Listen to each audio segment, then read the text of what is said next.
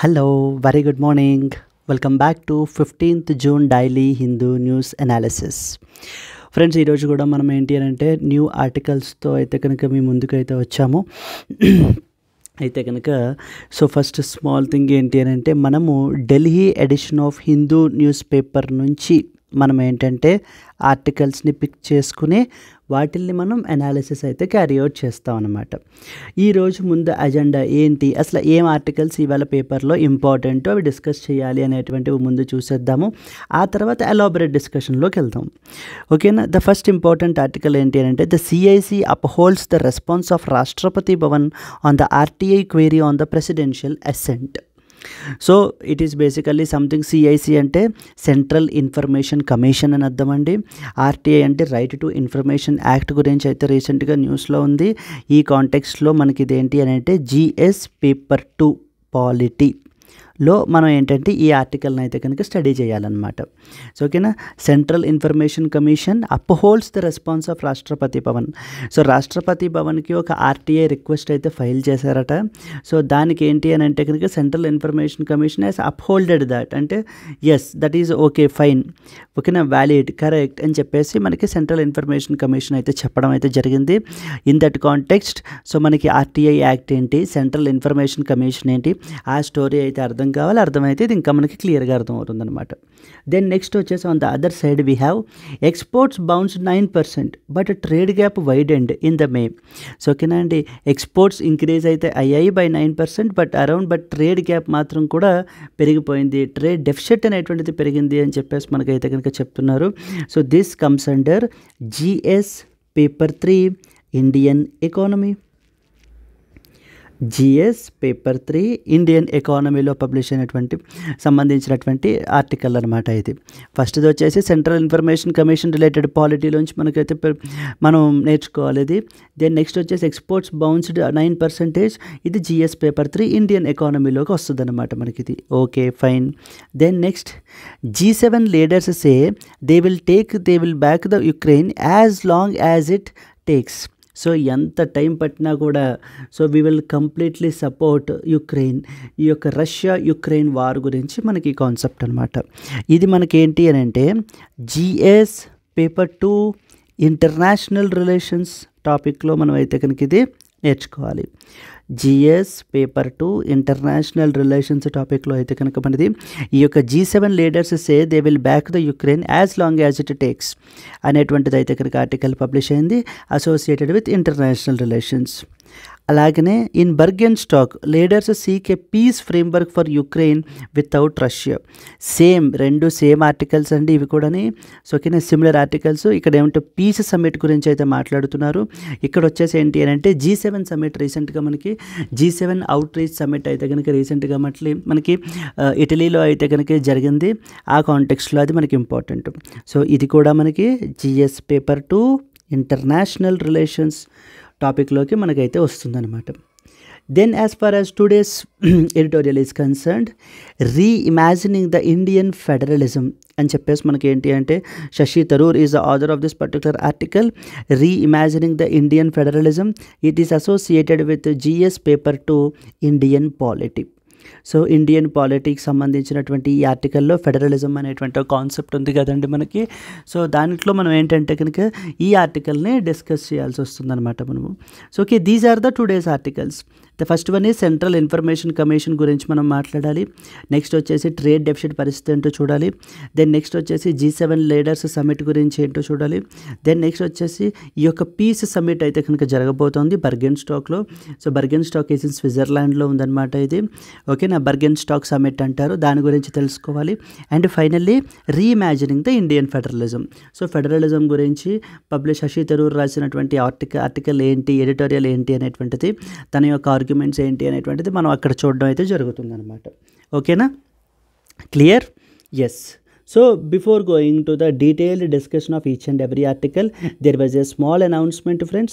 UPSC new batches అయితే కనుక start అయ్యాయి. ప్రిలిమ్స్ కమ్ మెయిన్స్ మనకి ఇది మనం ఏంటి అంటే integrated both prelims and as well as mains అయితే దీంట్లో మనం కవర్ చేస్తాము. ఈ యొక్క కోర్స్ ఫీ వచ్చేసి 45,000 rupees only friends. But as a summer block buster offer కింద మనము దీన్ని కేవలం 27,000 రూపీస్కే అందిస్తున్నాము. ఓకేనా. వ్యాలిడిటీ వచ్చేసి not 6 months 1 year, it is a life time validity తోటి మీకు అయితే కనుక వస్తుందన్నమాట మీకు. ఓకేనా. Definitely it's a golden opportunity. So ఓకేనా. దెన్ ఈ ఆఫర్ పీరియడ్ అంటే రెడ్యూస్డ్ ప్రైస్ ఆఫర్ పీరియడ్ మాత్రం only valid up till 15th June friends. అంటే today is 15th June, the last day. ఓకేనా. ఈ వేళ మనకి ఏంటి అంటే ఈ ఆఫర్ ఎక్స్పైర్ అయిపోతుంది. So anybody you can take up this early bird offer. So in case మీకు దీనికి సంబంధించినటువంటి డౌట్స్ ఉన్నా కూడా మీరు ఇక్కడ కనిపిస్తున్నటువంటి నెంబర్ మీద మీరు కాంటాక్ట్ చేసినట్లయితే కనుక సో మీ యొక్క డౌట్స్ అన్నీ కూడా వీళ్ళు క్లియర్ చేస్తారనమాట. So and definitely you can take up this particular opportunity. Yes, so that's it enough. And now let's start our discussion. Okay, the first important article మీరు చూసినట్లయితే కనుక CIC upholds the response of Rashtrapati Bhavan on the RTI query on presidential assent. So ఓకేనా. రీసెంట్గా మనకి ఏం జరిగింది అని అంటే కనుక సో రాష్ట్రపతి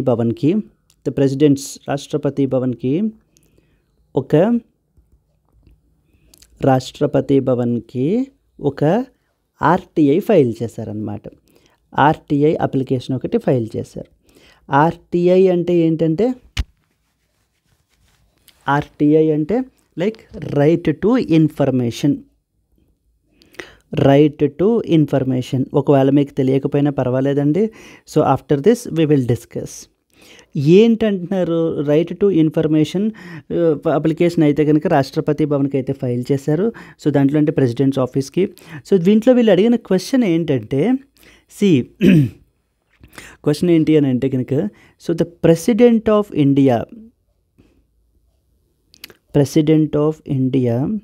ఓకే, ఇంకా మీకు ఇలా చెప్దాం. ఇంకా for example what is parliament? When somebody says parliament of India అన్నాం అనుకోండి, అందులోకి ఏమేమి వస్తాయి మనకి? So everybody knows first is Lok Sabha, అంతేనా, plus Rajya Sabha. Lok Sabha plus Rajya Sabha together constitutes parliament of ఇండియానా? Is it true? నో అండి. Plus president of India also. ఓకేనా. Lok Sabha plus Rajya Sabha plus president of India, వీళ్ళ ముగ్గురిని కలిపితే మనము అప్పుడు పార్లమెంట్ ఆఫ్ ఇండియా అంటాం. ఓకేనా. ఇప్పుడు ఒక ఆర్డినరీ బిల్ ఏదైనా తీసుకున్నాం అనుకోండి, మనం ఏం చేయాలి? ఫస్ట్ అయితే లోక్సభలో ఇంట్రడ్యూస్ చేయొచ్చు, లేదా రాజ్యసభలో ఇంట్రడ్యూస్ చేయొచ్చు. నేను ఆర్డినరీ బిల్స్ గురించి మాత్రమే మాట్లాడుతున్నాను. అది మనీ బిల్స్ లేకపోతే ఫైనాన్షియల్ బిల్స్ వేటి గురించి నేను మాట్లాడట్లేదు. So this discussion is just for ordinary bills. మరి ఆర్డినరీ బిల్ అయితే లోక్సభలో అయినా ఇంట్రడ్యూస్ చేయొచ్చు, రాజ్యసభలో అయినా ఇంట్రడ్యూస్ చేయొచ్చు. లెట్ us assume లోక్సభలో ఇంట్రడ్యూస్ చేశారు. మరి ఈ బిల్ని లోక్సభలో ఇంట్రడ్యూస్ చేసినప్పుడు ఇప్పుడు ముందు లోక్సభలో ఈ బిల్ అనేటువంటిది పాస్ అవ్వాలి, అంతే కదా. నవ్ ఎజ్యూమ్ దట్ పాస్ అయిపోయింది లోక్సభలో పాస్ అయిపోయిన తర్వాత ఎక్కడికి వెళ్తుంది అది? The other house, that is రాజ్యసభకు వెళ్తుంది ఈ బిల్లు. సో రాజ్యసభలో కూడా డిస్కషన్ అనేటువంటిది జరుగుతుంది. సో రాజ్యసభలో కూడా బిల్లు పాస్ అయిపోయింది అనుకోండి, అంటే లోక్సభలో పాస్ అయింది, రాజ్యసభలో కూడా పాస్ అయిపోయింది. దెన్ నెక్స్ట్ స్టెప్ ఏంటి? అది లా అయిపోతుందా? అది యాక్ట్ అయిపోతుందా? ఇంకా అవ్వదు కదా. ప్రెసిడెంట్ యొక్క అసెంట్ కావాలి కదా, ప్రెసిడెంట్ యొక్క సిగ్నేచర్ కావాలి కదా, దాని మీద తన యొక్క యాక్సెప్టెన్స్ కావాలి కదా. సో ఈ యొక్క లోక్సభ రాజ్యసభ పాస్ అయిపోయిన తర్వాత ప్రెసిడెంట్ ఆఫ్ ఇండియాకి కూడా మనకి ఏంటంటే బిల్ అనేటువంటిది వెళ్తుంది. ప్రెసిడెంట్ ఆఫ్ ఇండియా సైన్ చేసినట్లయితే, తన యొక్క అసెంట్ యాక్సెప్టెన్స్ని ప్రొవైడ్ చేసినట్లయితే అది మనకి యాక్ట్ కింద మారుతుంది. This is the general flow, right? Everybody knows it, right? ఒకవేళ మీకు తెలియకపోయినా నో ప్రాబ్లం అండి, ఇప్పుడు తెలుసుకోండి. అయితే ఇక్కడ కాన్సెప్ట్, ఇక్కడ దేని గురించి డిస్కషన్ అంతా కూడా అంటే, ఇప్పుడు లోక్సభలో పాస్ అయ్యి రాజ్యసభలో పాస్ అయిపోయిన తర్వాత ప్రెసిడెంట్ దగ్గరికి వెళ్ళాలి. ఇప్పుడు ప్రెసిడెంట్ ఈ పర్టికులర్ బిల్లుని ఏదర్ పాస్ చేసేయచ్చు, ఓకేనా, లేకపోతే విత్ హోల్డ్ చేయొచ్చు, లేకపోతే రిటర్న్ చేసి మళ్ళీ రీకన్సిడర్ చేయమని అడగచ్చు. రిటర్న్ చేసి మళ్ళీ రీకన్సిడర్ చేయమని కూడా మనకి ఏంటి అని అంటే కనుక అడగచ్చు అనమాట. Okay, these are the 3 options right. Pass చేసేయటం, లేకపోతే విత్ హోల్డ్ చేసేయడం, లేకపోతే రిటర్న్ చేసేసి రీకన్సిడర్ చెయ్యండి అని చెప్పేసి చెప్పడం అనమాట. సో ఓకేనా, ఇప్పుడు ఈ యొక్క ఆర్టీఐ అప్లికేషన్ దగ్గరికి వద్దాం. ఈ పర్టికులర్ పర్సన్ ఏం ఫైల్ చేశారు అని అంటే కనుక ఏమేమి అప్లికేషన్స్, ఎన్ని నెంబర్ ఆఫ్ అప్లికేషన్స్ ఆర్ ఎన్ని number of bills president of India మళ్ళీ వెనక్కి రీకన్సిడర్ చెయ్యండి అని రిటర్న్ చేశారు. అంటే ఈ స్టెప్. ఓకేనా, సో పాస్ అయిపోయిన వాటి గురించి మాట్లాడట్లేదు, విత్ హోల్డ్ చేసిన దాని గురించి మాట్లాడట్లేదు. ఏవి రిటర్న్ చెయ్యమని చెప్పేసి రీకన్సిడర్ చేయమని చెప్పేసి ఎన్ని బిల్స్ని రిటర్న్ చేశారు అనేటువంటిది అయితే అడుగుతున్నారు. So that particularly so the president Ram Nath Kovind చేసినటువంటివి. సో ఓకేనండి, రామ్నాథ్ కోవింద్ టైంలో మనకి ఏంటి అని అంటే ఎన్ని బిల్స్ని ప్రెసిడెంట్ అసెంట్కి పంపించినప్పుడు ఎన్నిటిని రీకన్సిడర్ చేశారు అని చెప్పేసి అయితే కనుక ఆర్టీఐ ఫైల్ చేశారు రాష్ట్రపతి భవన్కి. ఓకేనా, ఇదైతే చూడండి ఒకసారి. has upheld the Rashtrapati Bhavan's Response Act query on the number of times the former President Ramnath Kovind returned any decision taken by the Prime Minister Union Council of Ministers for reconsideration. So okay, the President's Secretariat has responded that no information was available. So okay, na the former President has never returned a decision taken by Union Council of Ministers and others for reconsideration whether the information was not available. Yes. So ఏవేమైనా even bills అనే కాదు, వేటి డెసిషన్స్ని ఏవైనా డెసిషన్స్ని president అసెంట్కి పంపించినప్పుడు president reconsider చెయ్యండి అని చెప్పేసి పంపించారు అనేటువంటిది క్వశ్చన్ అనమాట. సో ఓకేనా, so that includes everything. Then in this context మనకి రాష్ట్రపతి భవన్ వాళ్ళు ఏం రిప్లై ఇచ్చారు అని అంటే కనుక, సో ఓకేనా, information is not available. So there is no information on record. So రికార్డ్స్లో మీరు అడిగినటువంటి క్వశ్చన్కి ఇన్ఫర్మేషన్ లేదు. There is no information on record. ఇదిగో చూడండి, the secretariat has responded that. So okay, the president secretariat responded that no information was available on record. So on record information అనేటువంటిది లేదు అని చెప్పడం జరిగిందనమాట. ఓకేనా, ఇప్పటివరకు ఇలా ఆపండి. This is the issue. So ఇప్పుడు మీకు ఏం తెలియాలి అని అంటే ఇక్కడ మీకు అసలు ఆర్టీఐ గురించి basic background from the exam point of view మనకి ఏంటి అనేటువంటివి తెలియాలన్నమాట, కొన్ని ఇంపార్టెంట్ పాయింట్స్. సో దాంట్లో RTI act 2005. So RTI act అనేటువంటిది 2005లో వచ్చిందనమాట మనకి. సో ఓకేనా, కొన్ని ఇంపార్టెంట్ పాయింట్స్ రాసుకుంటే అసలు మనకి ఈ యొక్క రైట్ టు ఇన్ఫర్మేషన్ ఏదైతే ఉందో, right to information is basically an act of the Parliament of India. It is basically an act of the Parliament of India. So the Parliament of India 2005లో చేసినటువంటి act అనమాట. So దీని యొక్క main purpose ఏంటి, which set out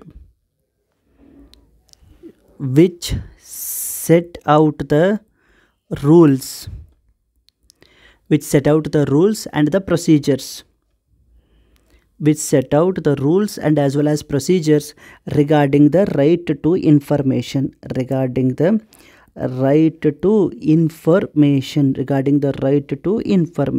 ఓకేనా.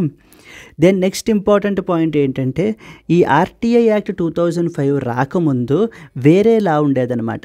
అంటే ఆ particular లాని replace చేసి మనకి ఏంటంటే ఆర్టీఐ యాక్ట్ 2005 వచ్చింది. అంటే ఇట్ రీప్లేస్డ్ అంటే ఏంటి, the RTI act 2005 replaced the former అంటే ఇంతకు ముందుది అని అర్థం. ఫ్రీడమ్ ఆఫ్ ఇన్ఫర్మేషన్ యాక్ట్ అనేటువంటిది ఉందన్నమాట మనకి. ఫ్రీడమ్ ఆఫ్ ఇన్ఫర్మేషన్ యాక్ట్ అనేటువంటి యాక్ట్ అయితే ఉంది. సో ఓకేనా, 2002. So freedom of information act 2002 అనేటువంటి యాక్ట్ ఉండేది. సో దాన్ని రీప్లేస్ చేసి మనకి ఏంటి అని అంటే కనుక ఈ యొక్క రైట్ టు ఇన్ఫర్మేషన్ యాక్ట్ 2005 అయితే కనుక తీసుకురావడం అయితే జరిగింది. ఓకేనా అండి. అయితే one of the main important feature of this particular RTI act ఏంటంటే కనుక under the provisions of the RTI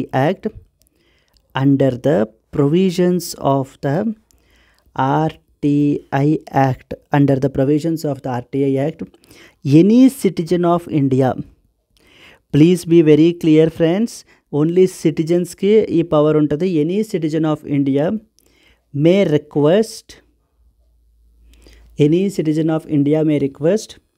information, any information from a public authority. ఈ పదం చాలా ఇంపార్టెంట్.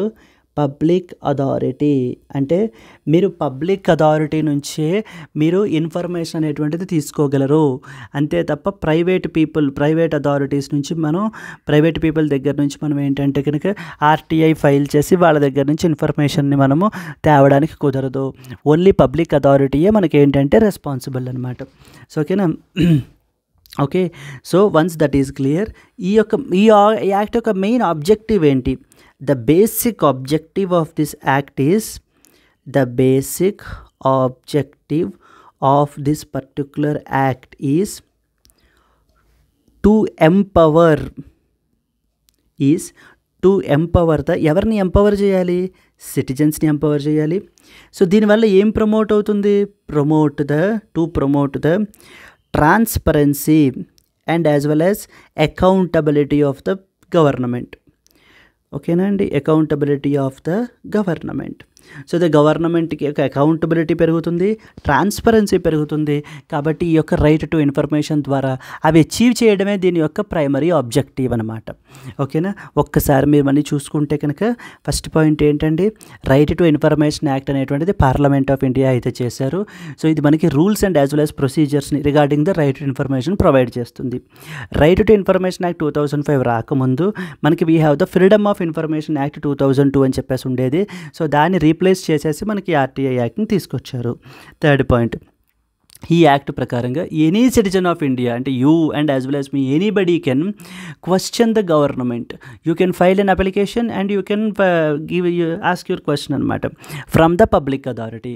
సో పబ్లిక్ అథారిటీ నుంచి మాత్రమే మనం ఇన్ఫర్మేషన్ని తీసుకోగలము. బట్ ప్రైవేట్ ఇన్ఫర్మేషన్ మనం తీసుకోవడం కుదరదు. వాళ్ళు పబ్లిక్ అథారిటీ అండర్లోకి రారనమాట. బేసిక్ ఆబ్జెక్టివ్ ఏంటి? Promote the transparency and as well as accountability. So ఓకేనా. దీనివల్ల ఫర్ ఎగ్జాంపుల్ ఇప్పుడు మీకు ఆర్టీఐ మీకు ఎలా ఉపయోగపడుతుంది అంటే కనుక మీకు for example me Aadhaar card status చూసుకుందాం అనుకున్నా, మీ పాస్పోర్ట్ ఎగ్జాక్ట్గా ఏ ఆఫీసర్ దగ్గర ఉంది, నాకు ఇంకా ఎన్ని డేస్ టైం పడుతుంది రావడానికి అని అనుకున్నా, మీరు ఏంటంటే ఒక ఆర్టీఐ అప్లికేషన్ని ఫైల్ చేయొచ్చు. అంటే ఇండివిజువల్ పరంగా, లేకపోతే మీరు ఒక కమ్యూనిటీ పరంగా ఆలోచించి, సో మీరు ఫర్ ఎగ్జాంపుల్ మీ యొక్క కాలనీకి కానివ్వండి, మీ యొక్క లోకల్ గవర్నమెంట్స్, మీ యొక్క పంచాయతీలో కానివ్వండి, మున్సిపల్ వాటర్ లేవనుకోండి, వాటర్ సప్లై లేదనుకోండి, సో లేకపోతే రోడ్స్ లేవనుకోండి, సో మీరు వెళ్ళి ఆ పర్టికులర్ లోకల్ గవర్నమెంట్లో అడిగినప్పుడు ఇంకా ఫండ్స్ రాలేదు అంటారు. Then now you can file an RTI file చేసి, సో మా లోకల్ పంచాయతీ వాళ్ళకి ఇంకా ఇది రాలేదు, ఫండ్స్ రాలేదు అంటున్నారు. అసలు ఏంటి, మాకు ఎన్ని ఫండ్స్ అలొకేట్ చేశారు, ఈ ఫండ్స్ ఎప్పుడు వస్తాయి మనకి, ఓకేనా, ఎప్పుడు మాకు ఈ పనులు పూర్తవుతాయి అని చెప్పి మీరు ఒక ఆర్టీఐని ఫైల్ చేయడం అయితే జరుగుతుందన్నమాట. చేసుకోవచ్చు అనమాట అలాగా. సో ఓకేనా, అలాగా. So there are a different number of ways, questions that you can ask from the government and you can solve a problem. ఓకేనా. So then this is practically మీకు తెలియాలన్నమాట విషయాలన్నిటి కూడాను.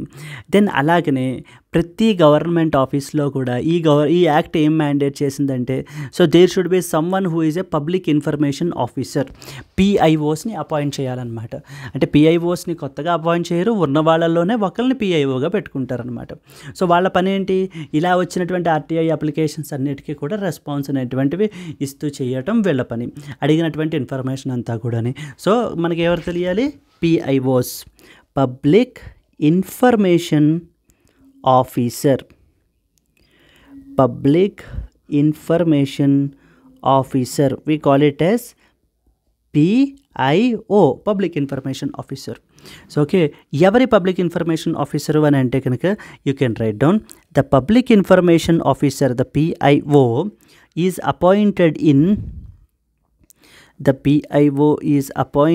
in various units, nothing but departments and offices, various units and as well as offices, various units and offices to provide the relevant information.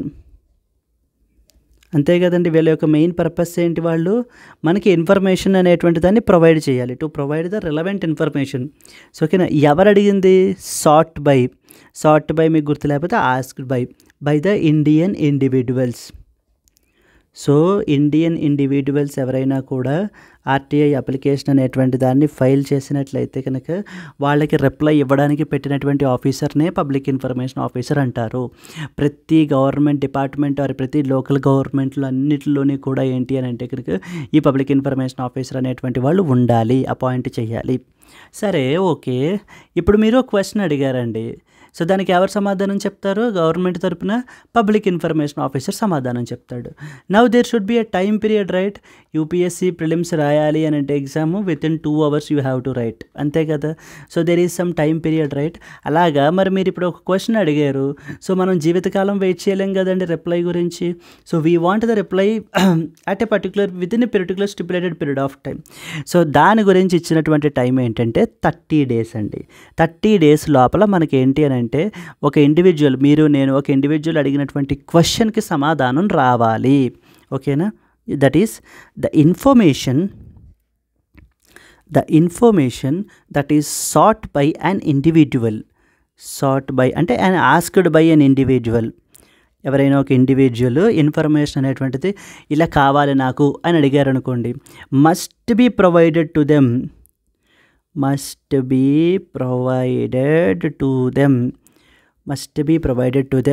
under the notice of 30 days. Within 30 days you have to get the reply అనమాట. Okay. In case ఒకవేళ మీరు అడిగినటువంటి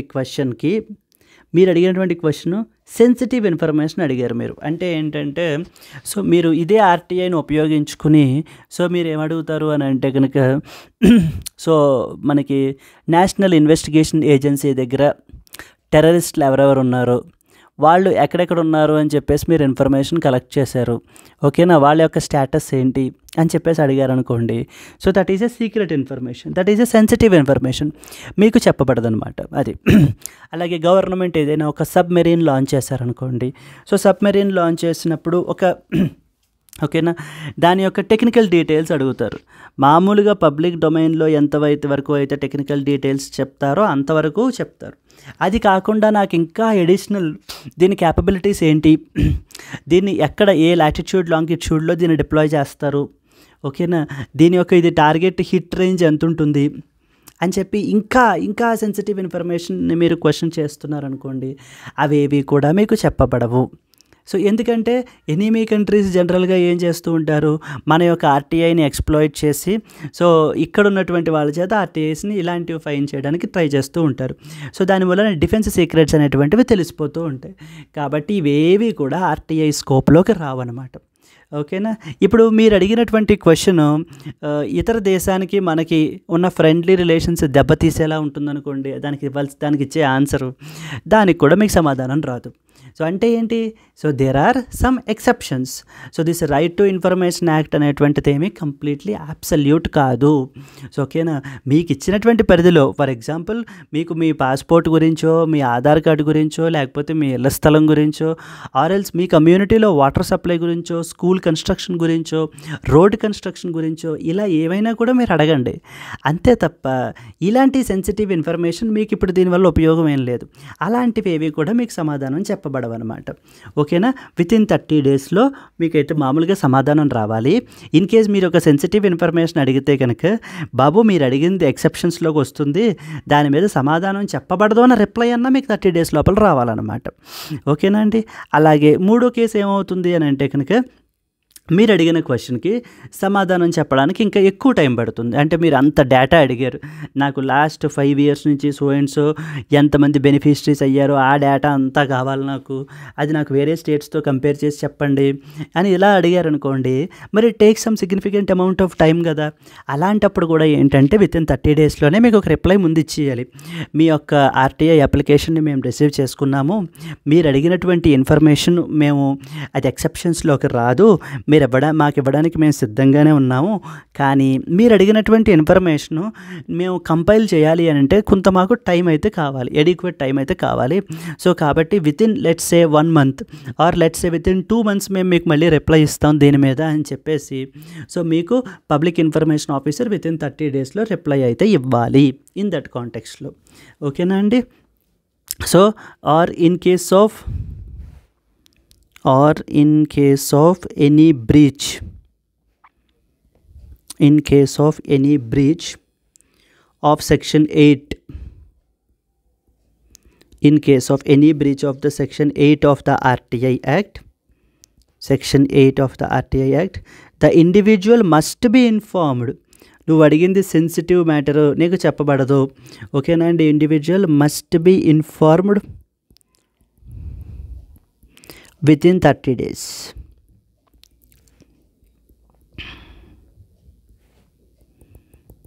ఓకేనా. అలాగే ఇవి normal queries అయితే కనుక.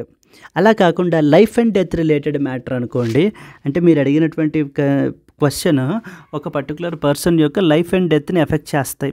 So ఓకేనా, life and death related matter అయితే కనుక then within 48 hours you should get the reply. In situations of life and death, so reply should be within 48 hours reply అయితే మీకు రావాలన్నమాట. ఓకేనా. So that's it. These are some of the important points that you have to associated with it. And మనము exceptions కూడా చెప్పాను కదండి. What are the exceptions? Exceptions ఏవేంటి? మీకు ఇచ్చినటువంటి ఇన్ఫర్మేషన్ అనేటువంటిది security and integrity of India దెబ్బతీసేలా ఉంటే కనుక, security and as well as the integrity of India effect అవుతుంది మీకు ఇవ్వాల్సినటువంటి ఇన్ఫర్మేషన్ అని అంటే కనుక మీకు అది ఇవ్వబడదు. ఇన్ఫర్మేషన్ అనేటువంటిది మీకు చెప్పరు. That is the first important point. Second point ఏంటి అని అంటే కనుక any confidential news from the foreign countries. మనం ఫారిన్ నేషన్స్తో డీలింగ్స్ చేసేటప్పుడు ఎనీ కాన్ఫిడెన్షియల్ చెప్పకూడనటువంటి ఇన్ఫర్మేషన్ మీరు అడిగినా కూడా అప్పుడు కూడా మీకు ఏంటి అని అంటే ఇన్ఫర్మేషన్ అనేటువంటిది చెప్పరనమాట. దెన్ నెక్స్ట్ వచ్చేసి మీరు అడిగినటువంటి information if it harm the safety of the other individual, వాళ్ళ ప్రాణానికి నష్టం వస్తుంది, మీరు అడిగినటువంటి ఇన్ఫర్మేషన్కి మేము సమాధానం చెప్పాము అని అంటే కనుక అని ఉన్నాయనుకోండి, అలాంటి వాటికి కూడా సమాధానం చెప్పరనమాట. ఓకే. సో ఒక స్మాల్ రివిజన్గా చేసేసుకుంటే మీకు appointment of public information officer ఉంటారు. ఈ యొక్క పబ్లిక్ ఇన్ఫర్మేషన్ ఆఫీసరే మనకి ఏంటంటే సమాధానం అనేటువంటిది చెప్పాలి. ప్రతి గవర్నమెంట్ డిపార్ట్మెంట్లోని కూడా మనకి పబ్లిక్ ఇన్ఫర్మేషన్ ఆఫీసర్ అయితే కనుక ఖచ్చితంగా అపాయింట్ చేయాలి. వాళ్ళు మనకి సమాధానం అయితే చెప్తారు. అయితే ఈ పబ్లిక్ ఇన్ఫర్మేషన్ ఆఫీసర్ సమాధానం చెప్పే time period with in 30 days మీకు అయితే కనుక ఆన్సర్ అయితే ఇవ్వాలి. ఒకవేళ మీరు అడిగినటువంటి క్వశ్చన్ సెన్సిటివ్ క్వశ్చన్ అనుకోండి, అంటే మీకు చెప్పకూడనటువంటి క్వశ్చన్ అనుకోండి, దెన్ అప్పుడు కూడా రిప్లై ఇవ్వాలి. యావని అంటే in case of any breach of section 8 then మేము చెప్పలేకపోతున్నాము, మీరు అడిగింది ఎక్సెప్షన్స్లో ఉంది అని చెప్పి, లేదా మీరు అడిగినటువంటి క్వశ్చన్ లేకపోతే ఏంటి అని అంటే కనుక మాకు ఇంకా ఎక్కువ టైం కావాలి అన్నప్పుడు కూడా అది కూడా రిప్లై ఇవ్వచ్చు అనమాట. అలాగే లైఫ్ అండ్ డెత్కి సంబంధించిన క్వశ్చన్ అయితే కనుక విత్ ఇన్ 48 hours మీకు అయితే రిప్లై అయితే ప్రొవైడ్ చేయాలి. ఎక్సెప్షన్స్ ఏంటో కూడా చూసాం కదండి. ఈ ఎక్సెప్షన్స్కి మనకి ఏంటంటే ఆర్టీఐ రిప్లై ఇవ్వరన్నమాట. Once that is clear then you should know about central information commission.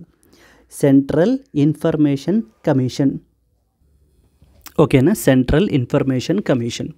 మరి సెంట్రల్ ఇన్ఫర్మేషన్ కమిషన్ అసలు పరిస్థితి ఏంటి? ఎందుకు ఇది సెంట్రల్ ఇన్ఫర్మేషన్ కమిషన్ అంటే, సో ఫర్ ఎగ్జాంపుల్ మీకు ఇప్పుడు మీరు ఒక ఆర్టీఐ క్వైరీ అడిగారు.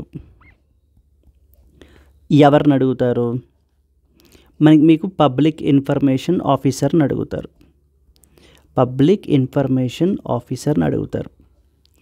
ఓకేనా. మీరు క్వశ్చన్ అడుగుతారు, వాళ్ళు మీకు సమాధానం చెప్తారు. ఇన్ కేస్ మీకు ఈ పబ్లిక్ ఇన్ఫర్మేషన్ ఆఫీసరు సమాధానం చెప్పడంలో for example first important case ఏంటి అని అంటే కనుక ఇప్పుడు మీరు ఒక ఆర్టీఐ క్వైరీ అడిగారు. ఎవరిని అడిగారు? పబ్లిక్ ఇన్ఫర్మేషన్ ఆఫీసర్ని. ఈ పబ్లిక్ ఇన్ఫర్మేషన్ ఆఫీసర్ మీకు క్వైరీకి సమాధానం చెప్తాడు. ఒకవేళ మీకు ఆ సమాధానం నచ్చి మీకు ఓకే మీ యొక్క నీడ్ ఏదైతే ఉందో అది ఫుల్ఫిల్ అయిపోయింది అనుకోండి, ఇట్స్ ఎ హ్యాపీ పాత్, ఇంకా ప్రాబ్లం ఏం లేదు. అలా కాకుండా మీరు ఒక ఆర్టీఐ క్వైరీ చేశారు, ఒక అప్లికేషన్ ఫైల్ చేస్తారు అంటే ఇక్కడే చూడండి, ఈ కేసులోనే రాష్ట్రపతి భవన్కి అప్లికేషన్ ఫైల్ చేశారు కదా వీళ్ళు. సో రాష్ట్రపతి భవన్కి అప్లికేషన్ ఫైల్ చేసినప్పుడు పాయింట్ నెంబర్ 1 వాళ్ళు నో రిప్లై. సో 30 days అయిపోయింది, బట్ కానీ ఏంటి అంటే వాళ్ళు అసలు ఎటువంటి రిప్లై ఇవ్వలేదనుకోండి. That is first case. Second case ఏంటి అని అంటే కనుక వాళ్ళు ఇన్ఫర్మేషన్ ఇచ్చారు, కానీ మీకు అది ఫాల్స్ ఆర్ మిస్లీడింగ్, తప్పుడు లెక్కలు చెప్పారనుకోండి మీకు. సో ఓకేనా, మీకు ఇవన్నీ కూడా తప్పుడు లెక్కలు చెప్పారు అని చెప్పేసి మీరు అనుకున్నారనుకోండి. So then that is the second case. Then the third case, half hearted information. అంటే మీరు చెప్పినటువంటి క్వశ్చన్కి సగం సమాధానం మాత్రమే ఇచ్చారు. అంటే పూర్తిగా కంప్లీట్ ఇన్ఫర్మేషన్ మీకు ఏవైతే అవసరమో అది ఇవ్వలేదు, ఓన్లీ హాఫ్ ఇన్ఫర్మేషనే ఇచ్చారనుకోండి. దెన్ ఇన్ దట్ కాంటెక్స్ట్లో మరి మనం కంప్లైంట్ ఫైల్ చేయాలి కదా ఈ కన్సర్న్డ్ పబ్లిక్ ఇన్ఫర్మేషన్ ఆఫీసర్ మీద. ఇదిగో నేను క్వశ్చన్ అడిగాను, నాకు 30 days అయిపోయింది, నాకు ఇప్పటిదాకా రిప్లై రాలేదు అని. కానీ లేకపోతే ఇదిగో నేను క్వశ్చన్ అడిగాను, నాకు ఫేక్ ఆర్ మిస్లీడింగ్ సమాధానం చెప్పారు అని. కానీ లేకపోతే నేను క్వశ్చన్ అడిగాను కానీ నాకు సగం సమాధానం చెప్పారు, ఓన్లీ హాఫ్ ఇన్ఫర్మేషనే ఇచ్చారు నాకు, సో నాకు కంప్లీట్ ఇన్ఫర్మేషన్ ఇవ్వలేదు అన్నప్పుడు మనం ఏంటంటే మరి మనం కంప్లైంట్ చేయాలి కదండి వేరే వాళ్ళకి. అలా వేరే వాళ్ళకి ఎవరికి కంప్లైంట్ చేస్తాము అని అంటే కనుక మనము సెంట్రల్ ఇన్ఫర్మేషన్ కమిషన్కి కంప్లైంట్ చేయాలి. Central information commission or for that matter state information commission.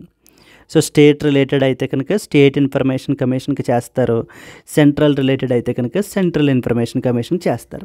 ఇప్పుడు ఇక్కడ చూడండి, ఇక్కడ తినేంటంటే ఈ రాష్ట్రపతి భవన్కి వీళ్ళకి ఇది ఫైల్ చేశారు కదా, ఫైల్ చేసినప్పుడు ఏమైంది, వీళ్ళకి సమాధానం వచ్చింది, కానీ సమాధానం ఏమొచ్చింది, నో రికార్డ్స్ ఫౌండ్ అని చెప్పేసి వచ్చింది. మీరు అడిగినటువంటి ఇన్ఫర్మేషన్కి రికార్డ్స్ మా దగ్గర లేవు, సో కాబట్టి దీనికి మేము సమాధానం చెప్పలేము అని వితిన్ 30 days వచ్చిందనమాట. కానీ ఈ పర్టికులర్ పర్సన్ ఇది ఏంటంటే ఇది నాకు misleading information, incomplete information, so నేను ఊరుకొని దీన్ని నేను కంప్లైంట్ చేస్తాను దీని మీద అని చెప్పేసి చేయాలి. ఎవరికి చేశాడు, ఎవరికి చెయ్యాలి, సెంట్రల్ ఇన్ఫర్మేషన్ కమిషన్కి చెయ్యాలి.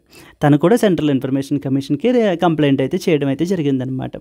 సో మరి ఈ సెంట్రల్ ఇన్ఫర్మేషన్ కమిషన్కి కంప్లైంట్ చేసినప్పుడు ఇప్పుడు ఈ సెంట్రల్ ఇన్ఫర్మేషన్ కమిషన్ ఏం చేస్తుంది అని అంటే కనుక సో వీళ్ళ వాదనలో వింటుందన్నమాట. మీరు క్వైరీ ఏమడిగారు, వాళ్ళు ఏం సమాధానం చెప్పారు అనేటువంటిది విని ఎవరిది తప్పు ఎవరిది రైటు. ఒకవేళ మన ఇండియన్ ఇండివిజువల్దే తప్పు అనుకోండి, సో దెన్ వాళ్ళు ఇదిగా చెప్తారనమాట, సో మీ కంప్లైంట్ని మేము తీసుకున్నాము, మేము ఇది కూడా చేసాము, సో చేసిన తర్వాత మాకు తేలింది ఏంటి అని అంటే పబ్లిక్ ఇన్ఫర్మేషన్ ఆఫీసర్ కరెక్ట్గానే చెప్పారు సమాధానం, ఓకే ఇది ఆర్టీఐ యాక్ట్ అండర్లోనే మీకు కావాల్సినటువంటి ఇన్ఫర్మేషన్ వచ్చేసింది అని చెప్తారనమాట. ఒకవేళ పబ్లిక్ ఇన్ఫర్మేషన్ ఆఫీసర్ తప్పనుకోండి, సో దెన్ పబ్లిక్ ఇన్ఫర్మేషన్ ఆఫీసర్కి డైరెక్షన్ ఇష్యూ చేస్తారనమాట. ఏమని, సో నువ్వు సరిగ్గా ఇన్కంప్లీట్ ఇన్ఫర్మేషన్ ఇచ్చావు వాళ్ళకి, సో కాబట్టి వాళ్ళకి కంప్లీట్ ఇన్ఫర్మేషన్ ఇవ్వి అని చెప్పేసి కూడా చెప్తారనమాట. ఓకేనా. ఇప్పుడు ఈ కేసులో చూడండి, మరి ఈ కేసులో సెంట్రల్ ఇన్ఫర్మేషన్ కమిషన్ ఏం చెప్పింది అని అంటే కనుక the central information commission upholds the response of Rashtrapati Bhavan on RTI query on presidential assent. అంటే ఏంటంటే ఈ యొక్క రాష్ట్రపతి భవన్ నుంచి చెప్పినటువంటి పబ్లిక్ ఇన్ఫర్మేషన్ ఆఫీసర్ ఎవరైతే ఉంటారో వాళ్ళు చెప్పినటువంటి సమాధానం no records found therefore no information is available అనేటువంటి రెస్పాన్స్ని అదే correct, that is perfectly fine, దాంట్లో ఇష్యూ ఏమీ లేదు. ఎందుకంటే రికార్డ్స్లో ఉన్న ఇన్ఫర్మేషన్ అయితే మేము ఇవ్వగలం, కానీ ఆర్టీఐ యాక్ట్ అండర్లో ఒకవేళ రికార్డ్సే లేకపోతే వాటికి సంబంధించి మేము ఎక్కడి నుంచి ఇస్తాం, మేము ఇవ్వడానికి లేదు కదా, సో కాబట్టి అందుకని మేము ఇవ్వలేదు అని చెప్పేసి ఏంటంటే అండ్ ఆ పబ్లిక్ ఇన్ఫర్మేషన్ ఆఫీసర్ ఏదైతే చేశారో తను కరెక్టే, రాష్ట్రపతి భవన్ నుంచి వచ్చినటువంటి రెస్పాన్స్ కరెక్టే, సో ద ప్రాబ్లం ఏమీ లేదు అని వాళ్ళ యొక్క రెస్పాన్స్ని అప్హోల్డ్ చేసింది central information commission. So in that కాంటెక్స్ట్లో మనకి ఇదంతా ఇంపార్టెంట్ అయిపోతుందన్నమాట. అసలు ఆర్టీఐ అంటే ఏంటి, ఆర్టీఐ ఎప్పుడు ఎలా ఫైల్ చేస్తారు, సో ఆర్టీఐ ప్రొసీజర్స్ ఏంటి, ఆర్టీఐ ప్రొవిజన్స్ ఏంటి, important provisions, central information commission దగ్గరికి ఎప్పుడు వెళ్తారు, సెంట్రల్ ఇన్ఫర్మేషన్ కమిషన్కి సమాధానం ఓకేనా, ఆ పబ్లిక్ ఇన్ఫర్మేషన్ ఆఫీసర్ సమాధానం కరెక్ట్గా లేకపోతే కనుక మీరు ఎప్పుడు ఎక్కడికి వెళ్తారు, ఆల్టర్నేటివ్గా సెంట్రల్ ఇన్ఫర్మేషన్ కమిషన్కి. ఒక్కసారి ఇక్కడ మీరు అర్థం చేసుకోవాల్సింది ఏంటంటే మనము డైరెక్ట్లీ సెంట్రల్ ఇన్ఫర్మేషన్ కమిషన్కి ఆర్టీఐ అప్లికేషన్ ఫైల్ చేసి సమాధానం తెలుసుకోవడం కుదరదు. ఓకేనా అండి. That is not the platform అనమాట. సో ప్లాట్ఫామ్ ఏంటంటే మీరు గవర్నమెంట్కి ఫైల్ చేయండి, పబ్లిక్ ఇన్ఫర్మేషన్ ఆఫీసర్ మీకు సమాధానం చెప్తారు. ఇన్ కేస్ వాళ్ళు సమాధానం చెప్పకపోయినా, లేకపోతే మీకు అది సమాధానం తప్పుడు సమాధానం ఇచ్చారు అని అన్నా, లేకపోతే మీకు సగం ఇన్కంప్లీట్ ఇన్ఫర్మేషన్ ఇచ్చారు అని అన్నా, దెన్ అప్పుడు నా దగ్గరికి రండి. అప్పుడు నేను ఈ కంప్లైంట్ని తీసుకుని నేను రిజాల్వ్ చేస్తాను ఇష్యూ అనేటువంటి దాన్ని అనేది సెంట్రల్ ఇన్ఫర్మేషన్ కమిషన్ యొక్క ప్రైమరీ రోల్ అనమాట. ఓకేనా. సో సెంట్రల్ ఇన్ఫర్మేషన్ కమిషన్ ఏంటి, అది కాన్స్టిట్యూషనల్ బాడీయా, స్టాట్యుటరీ బాడీయా, ఓకేనా, ఇలాంటి పాయింట్స్ కూడా మీకు ఎగ్జామ్ పాయింట్ ఆఫ్ వ్యూలో చాలా ఇంపార్టెంట్ అవుతాయి అన్నమాట. For example central information commission తీసుకున్నాం అనుకోండి, it is actually A statutory body friends. Central Information Commission is a statutory body constituted through RTI Act 2005. 2005 RTI చట్టం ద్వారా మనకి ఈ యొక్క సెంట్రల్ ఇన్ఫర్మేషన్ కమిషన్ అనేటువంటి బాడీ క్రియేట్ అయ్యింది. It is a statutory body. That is a first and foremost point. Second point మీకు తెలియాల్సింది ఏంటంటే, ఈ సెంట్రల్ ఇన్ఫర్మేషన్ కమిషన్లో ఎంతమంది ఉంటారు అని అంటే, ఒక చీఫ్ ఇన్ఫర్మేషన్ కమిషనర్, ఒక central information commissioner or chief information commissioner plus not more than 10 information commissioners. మీకు అర్థమైంది కదా సెంట్రల్ ఇన్ఫర్మేషన్ కమిషన్ యొక్క ప్రైమరీ పర్పస్ ఏంటి అనేటువంటిది. ఆర్టీఐ అప్లికేషన్ మీరు ఫైల్ చేసినప్పుడు పబ్లిక్ ఇన్ఫర్మేషన్ ఆఫీసర్ కనుక రెస్పాన్స్ మీకు సరిగ్గా లేకపోతే, మీకు నచ్చనట్లయితే, అప్పుడు మాత్రమే మనము సెంట్రల్ ఇన్ఫర్మేషన్ కమిషన్కి కంప్లైంట్ చేయగలము. సో మరి ఇప్పుడు సెంట్రల్ ఇన్ఫర్మేషన్ కమిషన్ గురించి కూడా మనం 2-3 పాయింట్లు తెలుసుకోవాలి కదా.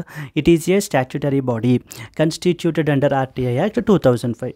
Second point, it has one chief information commissioner plus not more than 10 information commissioners ఉంటారు. అయితే అపాయింట్మెంట్ ఎవరు అపాయింట్ చేస్తారు అని అంటే, appointed by the president of India మనకైతే అపాయింట్ చేస్తారు. But upon the recommendation of A select committee. ఓకేనా అండి. ఒక 3 మెంబర్స్ సెలెక్ట్ కమిటీ ఉంటుంది, వాళ్ళు రికమెండ్ చేస్తారు నేమ్స్ అనేటువంటివి. అప్పుడు ప్రెసిడెంట్ ఆఫ్ ఇండియా మనకి ఏంటంటే వాళ్ళని ఇన్ఫర్మేషన్ కమిషనర్స్ కిందని, సెంట్రల్ ఇన్ఫర్మేషన్ కమిషనర్ కిందని 10 ఇన్ఫర్మేషన్ కమిషనర్స్ కింద అపాయింట్ చేస్తారనమాట. So they are appointed by the president of India upon the recommendation of a committee which is consisting of point number 1 prime minister. So prime minister ఉంటారన్నమాట ఈ select కమిటీలో chairperson కింద. So prime minister ఉంటారు.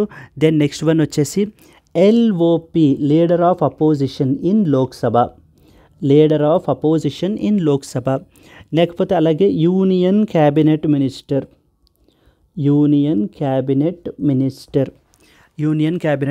Nominated by the prime minister. Yes.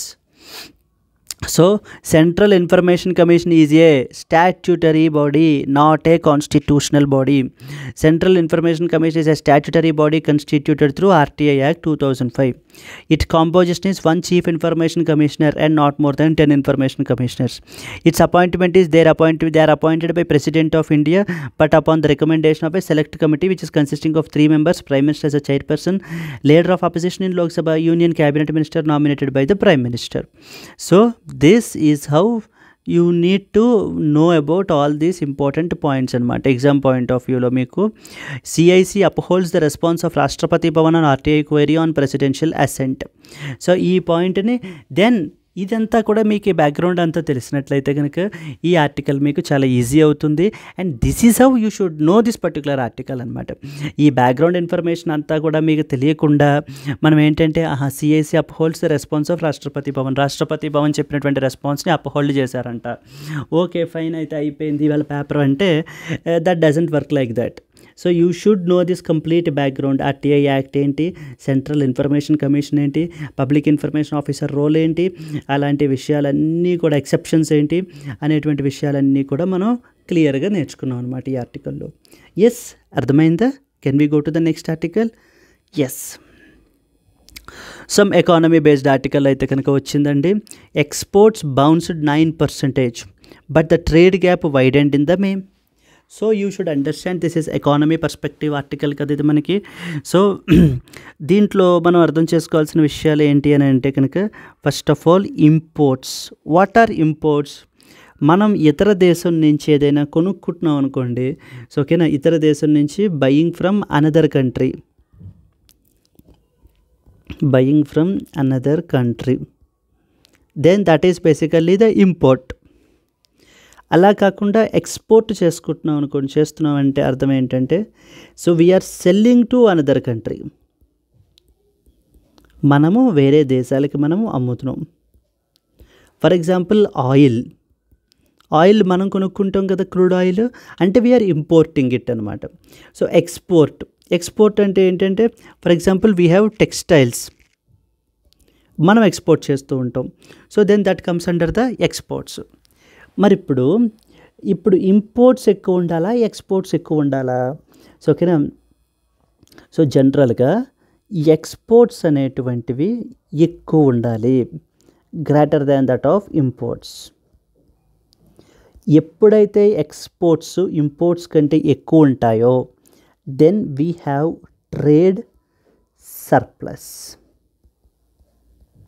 ఓకేనా, simple అండి. Exports అంటే మీ ఇన్కమ్గా చూసుకోండి, ఇంపోర్ట్స్ అంటే మన ఎక్స్పెండిచరు. ఇప్పుడు మనం ఖర్చు పెట్టి మనకు ఉండే ఖర్చుల కంటే మనకు వచ్చే డబ్బులు ఎక్కువ అనుకోండి. ఫర్ ఎగ్జాంపుల్ మనకు ఒక 75,000 వస్తుంది శాలరీ, కానీ మన యొక్క ఖర్చులు 50,000 అనుకోండి, మనం 25,000 సర్ప్లస్లో ఉన్నాం కదా. So that is what is surplus. అలాగే మనం అమ్మేటువంటి ఎక్స్పోర్ట్స్ ఎక్కువ ఉండి ఇంపోర్ట్స్ తక్కువ ఉంటే కనుక, then we have the trade surplus. అలా కాకుండా అదర్ కేస్, ఇంపోర్ట్స్ ఎక్కువ ఉన్నాయి, greater than that of exports, then we have the trade deficit. అంటే ఇంపోర్ట్స్ ఎక్కువ, మనం కొనుక్కునేవి ఎక్కువైపోయాయి మనం అమ్మీ కన్నా కూడాను. సో దాని మూలన ఏమవుతుంది అని అంటే కనుక, ట్రేడ్ డెఫిసిట్ అనేటువంటిది, అంటే లోటు. అంటే ఫర్ ఎగ్జాంపుల్ మన యొక్క శాలరీ 50,000 అనుకోండి, కానీ మన ఖర్చులు 75,000 ఉన్నాయనుకోండి, 25,000 మనమే లోటులో ఉన్నాం. దట్స్ వాట్ ఈస్ డెఫిసిట్ అంటాం అనమాట దాన్ని. అలాగా ఇప్పుడు రీసెంట్గా గవర్నమెంట్ డేటా అయితే పబ్లిష్ చేసింది. అంటే with this background knowledge you can understand this article. Exports bounced 9%. ఈ ఎక్స్పోర్ట్స్ అనేటువంటివి ఏవైతే ఉన్నాయో 9% గ్రో అయినాయి అంట. సరే బాగానే ఉంది కదా. ఎంత గ్రో అయినాయి అంటే కనుక అరౌండ్ $38.13 బిలియన్. సో మే మంత్కి మన యొక్క exports $38.13 billion is basically the మనకి ఏంటంటే ఎక్స్పోర్ట్స్ అనమాట. సో ఓకే, బట్ కానీ మన ఇంపోర్ట్స్ చూసుకున్నట్లయితే కనుక, ఇంపోర్ట్స్ మన పరిస్థితి ఎలా ఉంది అని అంటే ఇక్కడ రాశారు చూడండి. ఇంపోర్ట్స్ యొక్క గ్రోత్ రేట్ 7.7% పెరిగి, కానీ అవి ఎంతలో ఉన్నాయి అని అంటే కనుక మనకి $61.91 billion. $61.91 billion. These are actually our imports. So ఇప్పుడు చూడండి, ఇంపోర్ట్స్ ఏమో $61.91 బిలియన్ ఉన్నాయి, ఎక్స్పోర్ట్స్ ఏమో $38.13 బిలియన్ ఉన్నాయి. సో ఇప్పుడు మరి ఇంపోర్ట్స్ ఎక్కువ ఉన్నాయి ఎక్స్పోర్ట్స్ కంటే, అంటే మనకి ఏం మిగులుతుంది మరి అప్పుడు? Trade deficit. అంతేనా? ట్రేడ్ డెఫిసిట్ అయినా మిగిలేది. So the trade deficit is about మనకి ఎంత ఇప్పుడు? So 61.91 minus 31.13, it is around $23.78 billion. $23.78 billion. అంటే ఇంత లోట్లో మనం ఉన్నాం అనమాట. $23.78 బిలియన్ లోటు మనకి అయితే కనుక ఉంది. మనకి $23.78 billion. This is actually A 7-month high అని అయితే కనుక చెప్తున్నారనమాట. చూడండి ఇక్కడ గ్రాఫ్లో క్లియర్గా మెన్షన్ చేశారు. అక్టోబర్ 2023లో $30 బిలియన్ ఉండేది. ఓకే, ఇంకా అక్కడి నుంచి మనకి ఏంటి అని అంటే కనుక 21, 15, 19 ఇలా మనకి ఏంటి అని అంటే కంప్లీట్లీ తగ్గుతూ, సో చాలా ఇదిగా మనం మెయింటైన్ చేసాము. కానీ మే 2024లో వచ్చేసరికి మాత్రం మనకి ఏమైంది అని అంటే కనుక $23.78 బిలియన్. అయితే కనుక మళ్ళీ మన యొక్క ట్రేడ్ డెఫిసిట్ అనేటువంటిది పెరిగింది అని అయితే కనుక చెప్తున్నారనమాట. పర్టికులర్లీ ఇది గూడ్స్కి సంబంధించినటువంటిది, సర్వీసెస్ కాదు. సో ద మర్చెండైజ్ గూడ్స్కి సంబంధించినటువంటి ఈ exports and as well as imports and వాటికి సంబంధించినటువంటి ట్రేడ్ డెఫిసిట్ అనమాట. సో ఇప్పుడు మరి ఈ యొక్క ట్రేడ్ డెఫిసిట్ పెరిగిపోతుంది కదా అని చెప్పేసి అయితే కనుక గవర్నమెంట్ని క్వశ్చన్ చేస్తున్నారు. సో దెన్ గవర్నమెంట్ ఏం సమాధానం చెప్తోంది అని అంటే కనుక, see when our economy is growing more demand అనేటువంటిది మనకైతే ఖచ్చితంగా ఉంటుంది. ఓకేనా, when the economy is growing at 7% and the global economy వచ్చేసి 2.6% అయితే గ్రో అవుతుంది. మరి ఎప్పుడైతే ఎకానమీ గ్రో అవుతుందో ఈ యొక్క డొమెస్టిక్ డిమాండ్ అనేటువంటిది ఉంటుంది ఈ యొక్క గూడ్స్కి, అందుకని మన యొక్క ఇంపోర్ట్స్ అనేటువంటివి ఎక్కువ ఉన్నాయి. ఓకేనా అండి, అంతే తప్ప ఈ యొక్క డెఫిసిట్ని ఐసోలేషన్లో చూసి అమ్మో డెఫిసిట్ ఇంకా పెరిగిపోతుంది మనకి అనేటువంటిగా చూడకండి.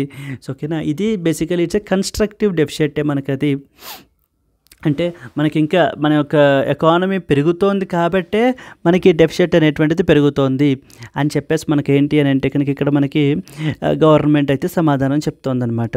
ఓకేనా అండి. సో చూడండి ఇక్కడ చూడండి, హయ్యర్ డిమాండ్ దగ్గర our economy is growing over 7%. while the global economy is growing at about 2.6%. So there will always be higher demand from our country for imports of certain kinds of items. When your economy is growing faster than the world, then obviously there will be these twin effects. Higher domestic demand will mean less exportable surplus, okay, and your requirements for imports from the rest of the world will be higher than the world's requirement from you. So ప్రపంచానికి మీకు కావాల్సినటువంటి అంటే ప్రపంచానికి ఉన్న requirements మీ దగ్గర నుంచి కంటే so మీకు ప్రపంచం నుంచి కావాల్సినటువంటి రిక్వైర్మెంట్స్ ఎక్కువ ఉంటాయి అనేటువంటిది అయితే కనుక రీసెంట్గా పబ్లిష్ చేశారు. So exports bounced 9%, but still the trade deficit అయితే కనుక పెరిగింది. ఈ పాయింట్ అయితే కనుక మీరు ఇక్కడ తెలుసుకోవాలన్నమాట. ఓకేనా అండి. So these two are very important articles friends, exam point of view. Let's go to the next article, international relations based articles. ఇదేంటంటే G7 leaders ఓకేనా say that they will back the Ukraine as long as it takes. ఇదంతా కూడా మనకి ఏంటంటే Russia and as well as Ukraine గొడవ గురించి అయితే కనుక మనకి డిస్కషన్ జరుగుతోందండి. Russia and as well as Ukraine మధ్య ఉన్నటువంటి గొడవ అనమాట.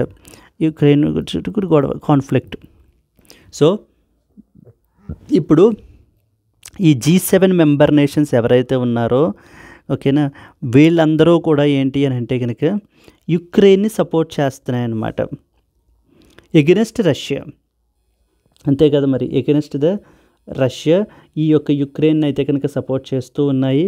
సో దానికి ఏంటి అని అంటే కనుక అరౌండ్ $50 బిలియన్ లోన్ అయితే కనుక మనకి ప్రొవైడ్ చేస్తున్నారు. ఎందుకని? To reconstruct the Kyiv, KIV, Kyiv is in Ukraine. So ఈ యొక్క రష్యన్ కాన్ఫ్లిక్ట్ వల్ల, రష్యా యొక్క ఇన్వేషన్ వల్ల, రష్యా యొక్క military missiles strikes, rocket strikes వీటి వల్ల యుక్రెయిన్ అంతా కూడా కంప్లీట్లీ డ్యామేజ్ అయిపోయింది. సో దాని మూలన ఏంటి అని అంటే కనుక మళ్ళీ యుక్రెయిన్ని రీకన్స్ట్రక్ట్ చేయాల్సినటువంటి అవసరం ఎంతగానో ఉంది అని చెప్పేసి మనకి ఏంటంటే ఈ G7 మెంబర్ నేషన్స్ యుక్రెయిన్కి సపోర్ట్ చేస్తున్నాయి. ఓకేనా. ఇన్ దట్ కాంటెక్స్ట్ ఇప్పుడు ఏంటి అని అంటే మరి డబ్బులు ఎలా వస్తాయి మరి వీళ్ళకి కూడాను ఎలా చేస్తున్నారంటే రష్యా యొక్క ఆస్తులు ఈ దేశాల్లో ఈ G7 మెంబర్ కంట్రీస్లో ఎక్కడెక్కడ ఉన్నాయో వాటన్నిటినీ కూడా ఫ్రీజ్ చేసేస్తున్నారనమాట. ఓకేనా అంటే ఇమ్మొబిలైజ్, ఇంకా రష్యా మళ్ళీ యూజ్ చేసుకోవడానికి లేకుండా చేసేస్తున్నారు. ఇక్కడ దీని నుంచి అంటే రష్యన్ గవర్నమెంట్ యొక్క అసెట్స్ అన్నీ ఇక్కడ ఏవైతే ఉన్నాయో వాటన్నిటిని ఫ్రీజ్ చేస్తున్నారు. దాని నుంచి వచ్చేటువంటి వడ్డీ ఏవైతే ఉంటుందో ఆల్రెడీ అసెట్స్ ఉన్నాయి కదా వాటి నుంచి వచ్చే వడ్డీ అంతా కూడా వీళ్ళు ఏం చేస్తున్నారు అని అంటే కనుక ఈ యొక్క యుక్రెయిన్ సపోర్ట్కి మేము ప్రొవైడ్ చేస్తాము అంటున్నారు. ఓకేనా అండి. అంతే తప్ప వాళ్ళ పాకెట్స్లోంచి తీసివ్వట్లేదు ఏమని. సో ఓకేనా రష్యా యొక్క అసెట్స్ని ఫ్రీజ్ చేసేసినందుకు వస్తున్నటువంటి ప్రాఫిట్స్ అన్నిటినీ కూడా వీళ్ళు ఏంటి అని అంటే కనుక రష్యాకి ఇది చేస్తున్నారు. అలాగే రష్యాని అడుగుతున్నారనమాట, మేము మళ్ళీ నీ అసెట్స్ని డీఫ్రీజ్ చేస్తాం but provided pay for the compensation. So ఓకేనా మళ్ళీ యుక్రెయిన్ని రీకన్స్ట్రక్ట్ చేసుకోవడానికి కావాల్సినటువంటి వార్ కంపెన్సేషన్ నువ్వు ప్రొవైడ్ చెయ్యి. సో అప్పుడు మేము ఏంటంటే నీ అసెట్స్ అన్నీ కూడా డీఫ్రీజ్ చేసేస్తాము. అండ్ అలాగే ఈ యుద్ధాన్ని Russia and as well as Ukraine conflict ఏదైతే ఉందో సో దాన్ని ఆపండి, పీస్ ఈజ్ ఇంపార్టెంట్ అని చెప్పేసి మొన్న ఇటలీలో జరుగుతున్నటువంటి అవుట్ రీచ్ సమిట్లో అయితే కనుక ఈ డిస్కషన్స్ అయితే కనుక చేసుకుంటున్నారండి. G7లో ఉన్నటువంటి అవుట్ రీచ్ సమిట్, ఇటలీలో ఉన్నటువంటి సమిట్ అయిపోయిన తర్వాత ఈ G7 మెంబర్స్ వీళ్ళందరూ కూడా మళ్ళీ స్విట్జర్లాండ్ వెళ్తారనమాట. స్విట్జర్లాండ్ ఎక్కడికి అని అంటే కనుక ఇక్కడ చూడండి, బర్గెన్ స్టాక్. సో ఓకేనా, బర్గెన్ స్టాక్కి వీళ్ళు ఏంటంటే కనుక వీళ్ళందరూ కూడా వెళ్తారు basically to have a peace framework for the యుక్రెయిన్కి సంబంధించి పీస్ ఫ్రేమ్వర్క్ గురించి, అంటే ఒక పీస్ ప్రొసీజర్ని, ఒక పీస్ని తీసుకురావడానికి ఎవరెవరి మధ్య, యుక్రెయిన్కి రష్యాకి మధ్య. So recently Burgenstock summit is recently in the news అని అడుగుతారనమాట. బర్గెన్ స్టాక్ సమిట్ బర్గెన్ స్టాక్లో జరుగుతుంది కదా. So Burgenstock summit is recently associated with which of the following అని అడుగుతారు. For example, A Arab Israel Palestine conflict, B Saudi Arabia Iran conflict, C United States of America Iran conflict, D Russia Ukraine conflict. ఈ రకంగా మనకైతే అడుగుతారు. ఈ Burgenstock summit అనేటువంటిది, Bergen stock అనేటువంటిది స్విట్జర్లాండ్లో ఉందన్నమాట. అది మనకి ఓకేనా అండి. అక్కడ మీటింగ్ అయితే కనుక చేసుకుంటున్నారు. అక్కడ మనకి పీస్ సమ్మిట్ అయితే కనుక మనకి జరుగుతుంది. ఓకేనా. So I hope you have understood. These 2 articles are interlinking అండి. ఇది ఒక ఈవెంట్ తర్వాత ఇంకొక ఈవెంట్. ఇటలీలో అపూలియా రీజియన్ అని చెప్పేసి అయితే మనకు ఉంది. అక్కడ మనకి ఏంటంటే ఈ యొక్క G7 summit, out reach summit అయితే జరుగుతోంది. అది అయిపోయిన తర్వాత అక్కడి నుంచి వీళ్ళు ఏంటి అని అంటే కనుక ఈ యొక్క బర్గెన్ స్టాక్కి స్విట్జర్లాండ్కి వెళ్ళి అక్కడ ఈ యొక్క పీస్ సమిట్ని అయితే కనుక పెట్టుకుంటారు. ఈ యొక్క పీస్ సమిట్ యొక్క మెయిన్ ఆబ్జెక్టివ్ ఉద్దేశం ఏంటి అని అంటే కనుక Russia and as well as Ukraine మధ్యన పీస్ని తీసుకురావడమే దీని యొక్క ఈ సమిట్ యొక్క ఆబ్జెక్టివ్ అనమాట. ఓకేనా. Yes, I hope you have understood up till here. Clear కదండి, ఇది అర్థమైంది ఈ ఆర్టికల్ వచ్చేసి. సో కాబట్టి మేము ఏంటంటే as long as it lasts, as it takes, ఎంత టైం ఇదైనా కూడా మేము ఏంటి అని అంటే యుక్రెయిన్కి సపోర్ట్ ఉంటాము డెఫినెట్గాని ఎగెన్స్ట్ ద రష్యా అని చెప్పేసి వీళ్ళైతే కనుక మాట్లాడుతున్నారు. ఇదిగోండి. So the G7 leaders with the Zelensky during the summit in the Fasano ఇటలీలో జరిగిందనమాట. ఇది మనకి అపూలియా అనేటువంటి రీజియన్లో అయితే ఉంది. అపూలియా రీజియన్ సమిట్ అని కూడా మనకి, సో దీని మీద క్వశ్చన్ అయితే ఎక్స్పెక్ట్ చేయొచ్చు అనమాట. ప్లేసెస్ ఇన్ న్యూస్లో అపూలియా రీజియన్ కానివ్వండి, లేకపోతే బర్గెన్ స్టాక్ కానివ్వండి, ఇలా కూడా మనకు అడుగుతారు. బర్గెన్ స్టాక్ అనేటువంటిది స్విట్జర్లాండ్లో ఉంది. రీసెంట్గా ఇక్కడ పీస్ సమ్మిట్ అయితే జరుగుతోంది. Peace summit is associated with Ukraine and as well as Russia. కానీ ఇక్కడ ఏమైంది అని అంటే పీస్ సమ్మిట్ అంటే ఇద్దరు పార్టీస్ ఉండాలి కదండి, ఎవరెవరైతే కాన్ఫ్లిక్ట్లో ఉన్నారు. ఇక్కడ కాన్ఫ్లిక్ట్లో ఎవరెవరు ఉన్నారు, Russia and as well as Ukraine కదా. కానీ Russia is not participating in this particular summit అనమాట. ఓకేనా. అంటే రష్యా మరి తన వాదనలు కూడా తను వినిపించాలి కదా. ఇద్దరు 2 పార్టీస్ వచ్చిన తర్వాత అప్పుడు ఇద్దరు వాదనలు విని అప్పుడు ఒక డీల్. ఇలా కాదు, మీ మూలాన రీజియన్ మొత్తం కూడా ఇబ్బంది పడుతుంది. ఓకేనా. అన్నెసెసరీగా సివిలియన్ పాపులేషన్ దెబ్బతింటున్నారు. సో దీని మూలాన ఎకానమీస్ దెబ్బతింటాయి, ప్రపంచ ఎకానమీస్ అన్నీ కూడా దెబ్బతింటాయి. మీ మూలాన ప్రైజెస్ పెరిగిపోతాయి అనవసరంగానే. ఇదంతా కాదు, deal, let's have some small deal, ఒక పీస్ క్లాజ్, ఒక పీస్ సమిట్ పెట్టుకుందాము అని చెప్పాలి. కానీ వీళ్ళు ఏంటంటే రష్యాని అయితే కనుక ఈ పర్టికులర్ సమిట్కి అయితే ఇన్వైట్ చేయలేదు. And at the same time China కూడా ఇట్ ఈస్ నాట్ ప్రెజెంట్ అనమాట. ఎస్, ఓకేనా అండి. I hope it is clear for you.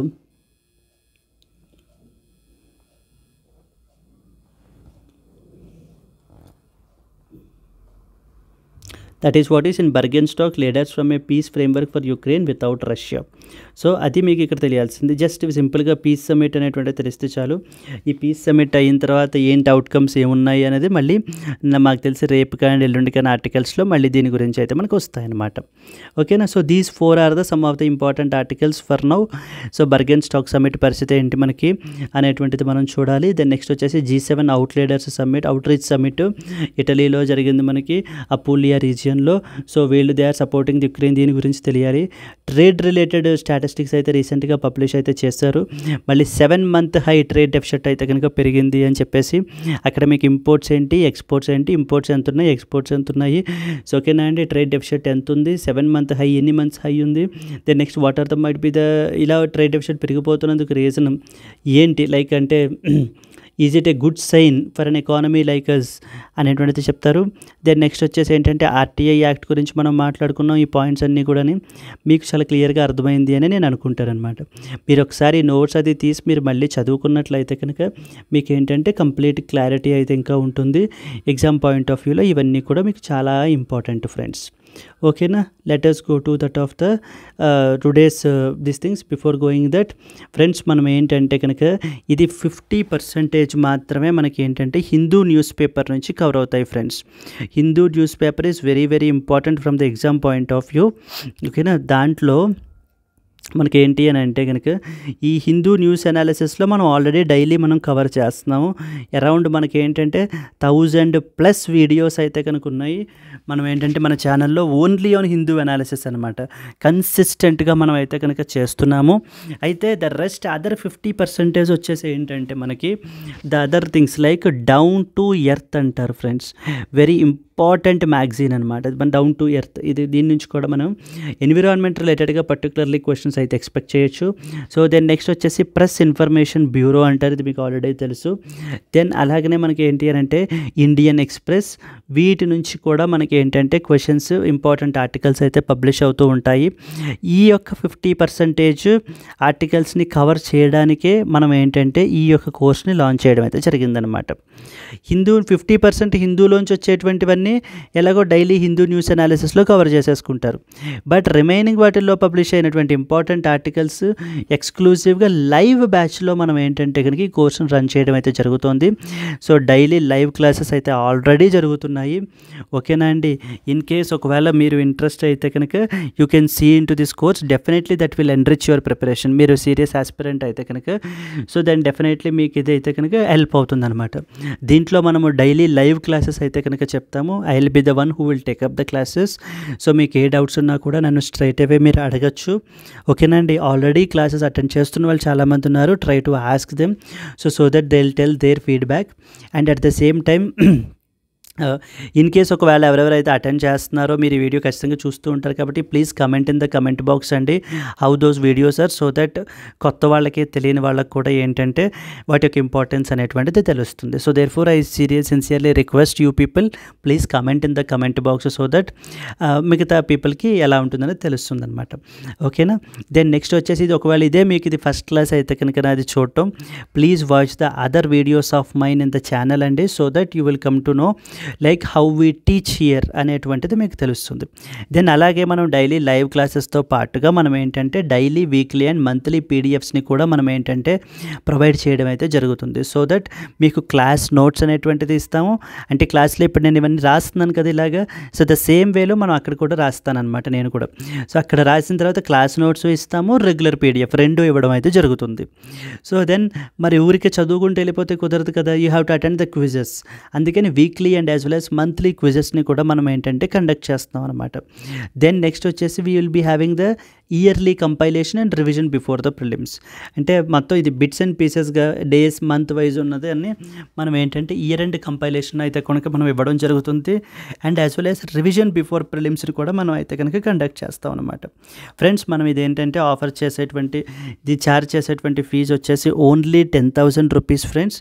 But as మనం ఏంటంటే కనుక ఇనాగరల్ ఆఫర్ కింద 40% డిస్కౌంట్ ఇచ్చి మనం ఏంటంటే 6,000 రూపీస్కే మనం ఏంటి అని అంటే కనుక ఇవ్వడం అయితే కనుక జరుగుతుంది. 6,000 రూపీస్కే మీకు ఆఫర్ చేయబడుతుంది.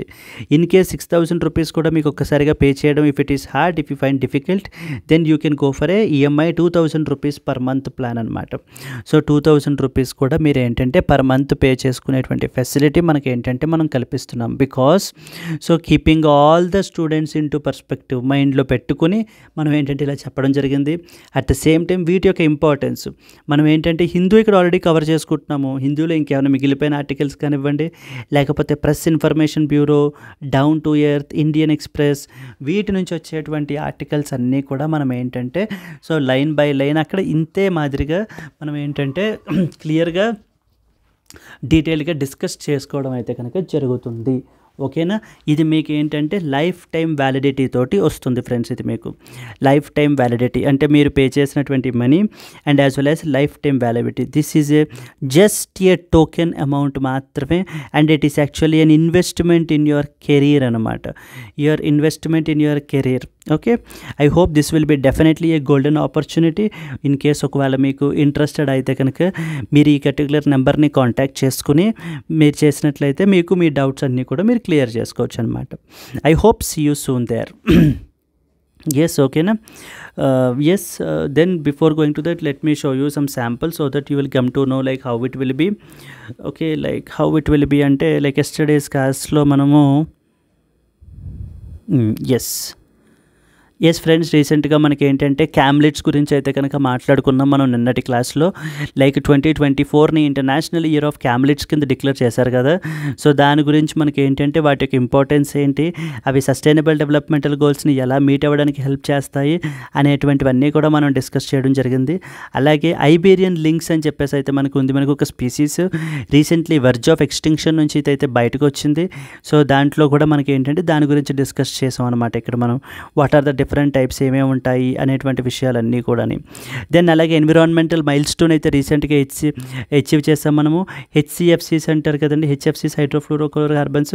సో ఇవేంటి అని అంటే వాటి యొక్క ప్రొడక్షన్ లెవెల్స్ అనేటువంటివి తగ్గాయి.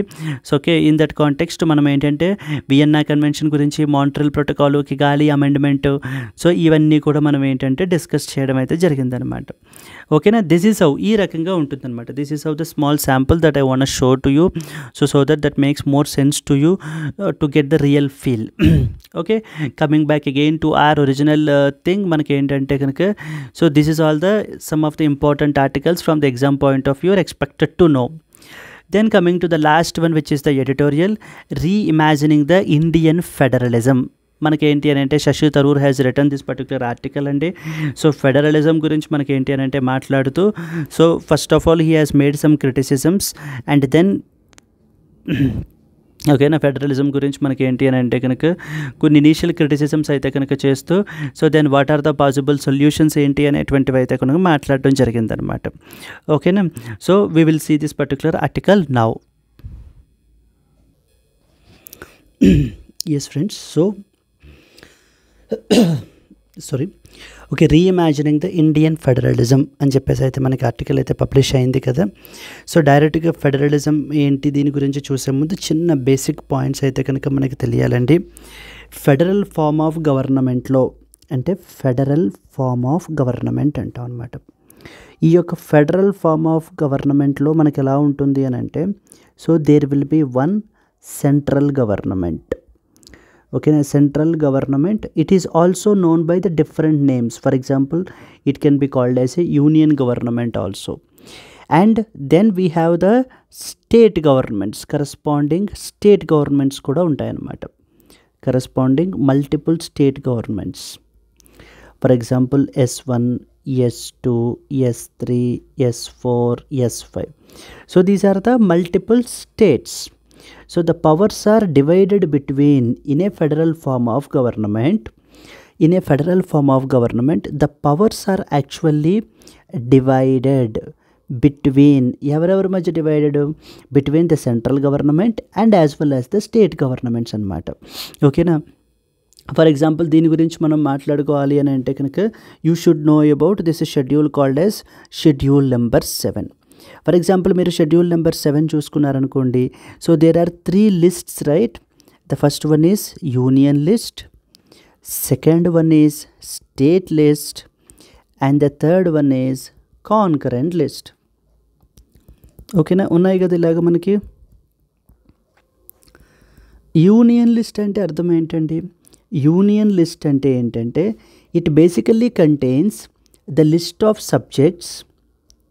It basically contains the list of subjects on which only Parliament can make a law. So only Parliament can make a law. So Parliament మాత్రమే law చేయగలదన్నమాట. Then we have state list. So state list అంటే ఏంటి? Again the list of subjects on which only state legislative assemblies or nothing but ఒకవేళ ఉంటే councils కూడా. State legislative assemblies మాత్రమే లా చేయగలవన్నమాట. Concurrent list అంటే ఏంటి? Both parliament and as well as the legislative assemblies can make a law. అంటే legislative assemblies. మీరు ఇప్పుడు చూడండి, ఫెడరల్ ఫార్మ్ ఆఫ్ గవర్నమెంట్లో మనకి ఏమవుతుంది ఇప్పుడు? Now the powers are divided between the central and as well as state governments. చూడండి, union list అంటూ వాళ్ళకి కొన్ని సబ్జెక్ట్స్ ఇచ్చి మీరు వాటి మీద మీరు లా చేయొచ్చు అని యూనియన్ లిస్ట్కి ఇచ్చారు. కొన్ని పవర్స్ స్టేట్కి ఇచ్చారు, కొన్ని సబ్జెక్ట్స్ స్టేట్ లిస్ట్లో ఇచ్చి అన్నిటి మీద కూడా మీరే మాత్రమే లా చేయగలరు అని చెప్పి స్టేట్ లిస్ట్ ఇచ్చారు. అంటే the powers divided between the central government and as well as state governments refers to that of the federal form of government, or we can say it as a federalism. You can say that particular country as a federal country. అయితే India is neither not pure federal కాదు మనము, and అలాగే ఇంకొకటి ఏంటి అని అంటే యూనిటరీలో ఏమవుతుందంటే completely centralise అయిపోతుంది అనమాట. Only central government will be more powerful and the state governments have very limited scope, very limited powers ఉంటాయి అనమాట. ఇన్ దట్ కాంటెక్స్లో దానికి మనకి ఏంటి అని అంటే కనుక we call it as unitary form of government. ఇప్పుడు ఇండియా ఫెడరల్లా అంటే నాట్ ప్యూర్లీ ఫెడరల్. సరే, అలా అని కాదంటే యూనిటరీయా అంటే not purely unitary. So India is basically a mixed blend of both federal and as well as unitary అనమాట. So that we call it as quasi federal అని చెప్పేసి మనం అంటాం. ఓకేనా? With this background information, so then అలాగే మనకి ఏంటి అని అంటే నవ్వు ఇప్పుడు ఈ స్టేట్స్, సెంట్రల్ గవర్నమెంట్ కోఆపరేటివ్గా మనకి ఏంటంటే గవర్నెన్స్ని ముందుకు తీసుకెళ్ళాలి కదా. సో దాని పేరే cooperative federalism. Then we have another word. What is that? Coercive federalism. అంటే అన్నిటినీ సెంట్రలైజ్ చేసేస్తూ ఫోర్స్ఫుల్గా సెంట్రల్ గవర్నమెంటే స్టేట్స్ మీద ఆ యొక్క డామినేషన్ చేస్తుంది అనుకోండి, then you can call it as coercive federalism. Cooperative federalism అంటే central and as well as the state governments, so ఇద్దరు కూడా కోఆపరేటివ్గా గవర్నెన్స్ని ముందుకు తీసుకెళ్తూ ఉన్నట్లయితే కనుక, అంటే సెంట్రల్ గవర్నమెంట్ స్టేట్ యొక్క పవర్స్కి రెస్పెక్ట్ ఇవ్వాలి, వాటి యొక్క స్పియర్కి, వాటి యొక్క జ్యూరిస్డిక్షన్స్కి రెస్పెక్ట్ ఇవ్వాలి. అలాగే స్టేట్ గవర్నమెంట్స్ సెంట్రల్ గవర్నమెంట్ యొక్క పవర్కి రెస్పెక్ట్ ఇవ్వాలి.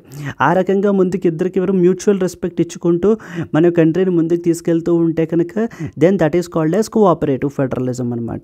సో ఓకేనా? అయితే ఇప్పుడు ఈ పబ్లిష్ చేసినటువంటి ఆర్టికల్లో మనకి ఏంటి అని అంటే initially so he's talking about the federalism first of all. So ఈ యొక్క ఫెడరలిజం గురించి మాట్లాడుతూ మనకి ఏంటి అని అంటే now he's criticising the government అనమాట. గవర్నమెంట్ చేసినటువంటి డిఫరెంట్ యాక్టివిటీస్ని తీసుకుని so he's criticising. Okay, like for example మీరు తీసుకున్నట్లయితే కనుక deploying the independent and regulatory and investigating agencies such as enforcement directorate CBI to clamp down on political opponents from the regional parties. So the ప్రస్తుతం central government ఏం చేస్తోంది అని అంటే కనుక so regional parties మీద ఈ యొక్క ఎన్ఫోర్స్మెంట్ డైరెక్టరేట్లని, సిబిఐని వీళ్ళని ఉపయోగించి సో క్లాంప్ డౌన్ చేస్తోంది అపోజిషన్ పార్టీస్ మీద, రీజనల్ పార్టీస్ మీద పర్టికులర్లీ. అది ఫెడరలిజంకి ఎంత మాత్రమో కరెక్ట్ కాదు. అండ్ అలాగే డిజాస్టర్ మేనేజ్మెంట్ యాక్ట్ను ఉపయోగించుకుని నేషన్ వైడ్ లాక్డౌన్ అయితే ఇంపోజ్ చేశారు without consulting the chief ministers who had to implement it. So right, so chief మినిస్టర్సే కదండి at the state level they have to implement it, right.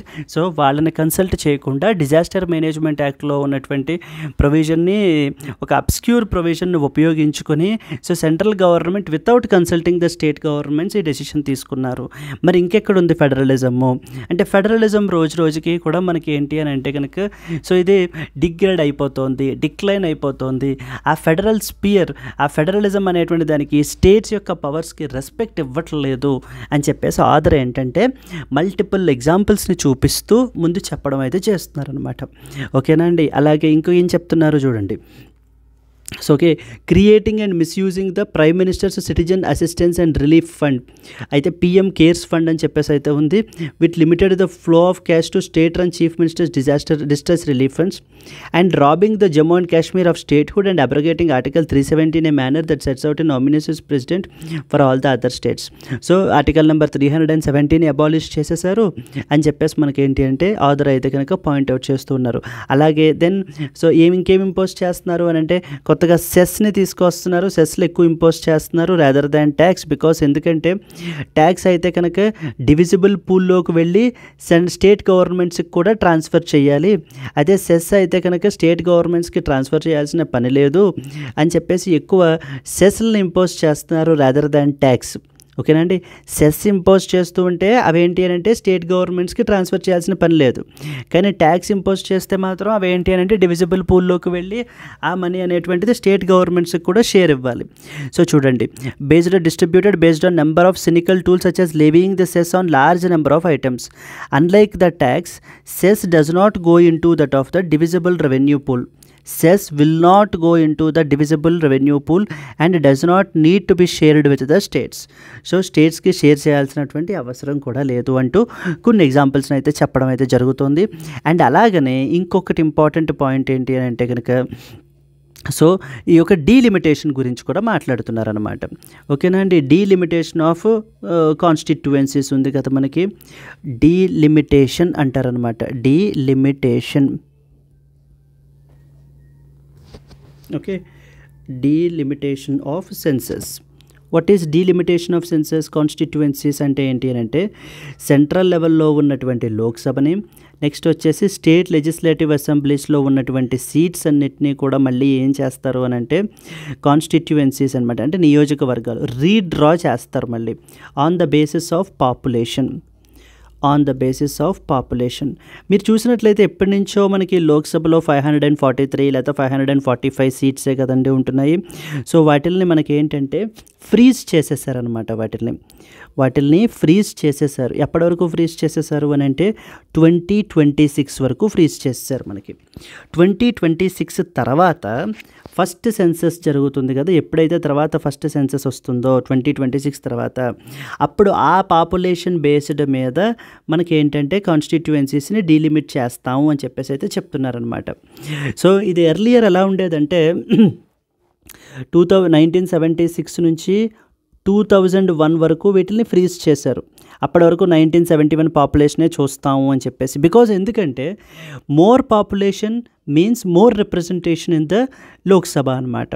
So but 1976 అప్పుడు కూడా మనకి ఏంటి అని అంటే కనుక ఈ పాపులేషన్ కంట్రోల్ మెజర్స్ అనేటువంటివి అయితే పెట్టారు. సో ఎప్పుడైతే పాపులేషన్ కంట్రోల్ మెజర్స్ అవి తీసుకోమని చెప్పేసి స్టేట్స్కి డైరెక్షన్స్ ఇచ్చారో, southern states so like Andhra Pradesh, Tamil Nadu, Kerala, ఈ స్టేట్స్ అందరూ కూడా ఏంటంటే వాళ్ళ యొక్క పాపులేషన్స్ని తగ్గించుకున్నారనమాట గవర్నమెంట్ చెప్పినట్టుగానే. But northern states like UP, Bihar, ఈ స్టేట్స్లో పాపులేషన్ మాత్రం they have not restricted to this particular population control measures and their population exploded a lot. So దాని వలన ఏమైంది ఇప్పుడు మనం పాపులేషన్ సదరన్ స్టేట్స్ కంట్రోల్ చేసుకున్నందుకు మనకేంటి అని అంటే కనుక రివార్డ్ కింద ఇప్పుడు రిప్రజెంటేషన్ అనేటువంటి తక్కువైపోతుంది లోక్సభలో. అలాగే నార్థరన్ స్టేట్స్ యొక్క వాళ్ళు కంట్రోల్ చేయనందుకు వాళ్ళ పాపులేషన్ పెరిగిపోయింది. సో బట్ వాళ్ళ యొక్క సీట్స్ అలొకేషన్ అనేటువంటివి ఆబ్వియస్గా వాళ్ళకి మోర్ ఎక్కువ సీట్స్ అలొకేట్ అవుతున్నాయి అన్నమాట. కాబట్టి ఇక్కడ ఏంటంటే ఇప్పుడు ఇది 1976 నుంచి 2001 వరకు ఫ్రీజ్ చేశారు. మళ్ళీ 2001 దగ్గర నుంచి ఇంకో 25 ఇయర్స్ అంటే 2026 వరకు ఫ్రీజ్ చేశారనమాట.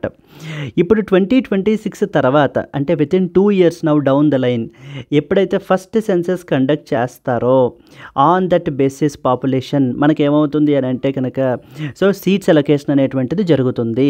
ఓకేనండి, ఇక్కడ పాయింట్ అర్థమైందా? ఇక్కడ ఆథర్ అదే మాట్లాడుతున్నారనమాట. 2001లో 25 ఇయర్స్ మనం ఫ్రీజ్ చేసాము. ఇప్పుడు ఈ 2026 దాటిన తర్వాత ఏంటి అని అంటే ఇంకా మళ్ళీ ఫ్రీజ్ అయితే చెయ్యరట. సో ఫ్రీజ్ చేసే ఉద్దేశం కూడా గవర్నమెంట్కి లేదట. సో కాబట్టి ఏంటంటే ఫస్ట్ సెన్సస్ మీద ఇప్పుడు వచ్చే నెక్స్ట్ సెన్సస్ మీద కండక్ట్ చేస్తారు. ఇప్పుడు నెక్స్ట్ సెన్సస్ మీద కండక్ట్ చేసినప్పుడు the states like UP, Bihar వీటి యొక్క పాపులేషన్ అనేటువంటిది చాలా ఎక్కువ ఉంది. దాని మూలాన మనకి ఏమవుతుంది అని అంటే లోక్సభలో మనకి ఏంటి అని అంటే వీటి యొక్క రిప్రజెంటేషన్ అనేటువంటిది ఎక్కువ అయిపోతుంది. అండ్ అలాగే సదరన్ స్టేట్స్ వాటి యొక్క పాపులేషన్ మరి తగ్గించుకున్నందుకు ఏంటి అని అంటే వాటి యొక్క రిప్రజెంటేషన్ కూడా ఏమవుతుంది అంటే తగ్గిపోతుంది. అంతే కదండి. More representation is more population is more representation, less population is less representation. On the basis of పాపులేషనే కదా మనకి కాన్స్టిట్యుయెన్సీస్ని రీడ్రా చేసేది అని ఈ పాయింట్ అయితే ఐడెంటిఫై చేస్తున్నారనమాట. దాని మూలన సదరన్ స్టేట్స్కి అది ఇంకా ఇంపాక్ట్ అవుతుంది అని చెప్పేసి అయితే చెప్తున్నారు. అండ్ అలాగనే ఇంకేమంటున్నారు అని అంటే కనుక ప్లానింగ్ కమిషన్ ఉండేది ఇంతకుముందు. బేసికల్లీ సెంట్రల్ గవర్నమెంట్కి స్టేట్ గవర్నమెంట్స్కి మధ్య కూర్చుని డిస్కస్ చేసేయడానికి ఒక ఫారం అయితే కనుక ఉండేది. That is what is planning commission. So దాని మూలాన మనకి ఏంటి అని అంటే కనుక so it like central and state government మధ్య కన్సల్ట్ చేసుకుని డెసిషన్స్ అయితే తీసుకునేటువంటి వారు. సో కాబట్టి ఆ ప్లానింగ్ కమిషన్ని కూడా కావాలని డిస్మాంటిల్ చేశారు, సెంట్రలైజ్ చేసేస్తున్నారు, ఫెడరలిజం దెబ్బతీసేలా చేస్తున్నారు. కాబట్టి నేను ప్రిఫర్డ్ సొల్యూషన్ ఏంటి అని అంటే ఆథర్ ఏం చెప్తున్నారంటే కనుక we have inter state council అనమాట. Inter state council. ఈ యొక్క ఇంటర్ స్టేట్ కౌన్సిల్ ఎప్పుడో 1990s సర్కారియా కమిషన్ రికమెండేషన్స్ ద్వారా మనకి క్రియేట్ చేశారు తప్ప తర్వాత ఈ ఇంటర్ స్టేట్ కౌన్సిల్ అనేటువంటిది యాక్టివ్గా ఇదైతే లేదు. So there is a dire need to constitute this inter state council so that మనకి ఏంటంటే దీంట్లో సెంట్రల్ గవర్నమెంట్ సపోర్టు అండ్ అలాగనే స్టేట్ గవర్నమెంట్స్ యొక్క ఇన్వాల్వ్మెంట్, participation, central government participation, state governments యొక్క పార్టిసిపేషను ఉంటుంది. So that upon the combined discussion మనకేంటి అని అంటే కనుక వీటిల్ని అప్పుడు డెసిషన్స్ అనేటువంటివి మనకి అకార్డింగ్లీ తీసుకోవచ్చు. కాబట్టి there is a dire need to promote the constitution of inter state council అయితే కనుక ఖచ్చితంగా కన్స్టిట్యూట్ చేయాలి ఆయన అయితే కనుక చెప్తున్నారనమాట ఈ ఫెడరలిజం గురించి మాట్లాడుతూ. సో ఓకేనా అండి, అర్థమైందా ఈ పర్టికులర్ ఆర్టికల్ ఏంటి అనేది?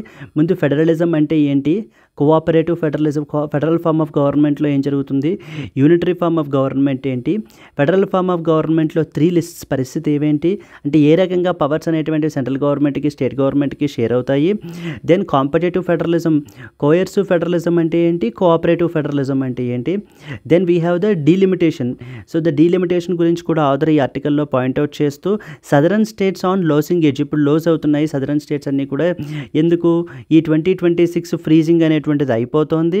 ఇప్పుడు తర్వాత వచ్చేటువంటి ఫస్ట్ సెన్సస్ మీద మనకి ఏంటి అని అంటే కనుక సీట్స్ అలొకేషన్ అనేటువంటి జరుగుతుంది. కాబట్టి సదరన్ స్టేట్స్ ఏంటి అని అంటే కనుక వాటి యొక్క పాపులేషన్ తక్కువ మూలాన అంటే గవర్నమెంట్ సెంట్రల్ గవర్నమెంట్ ఇంతకుముందు చెప్పిన మూలాన మనకి ఏంటంటే కనుక వాళ్ళ యొక్క పాపులేషన్ అనేటువంటి తగ్గిపోతుంది.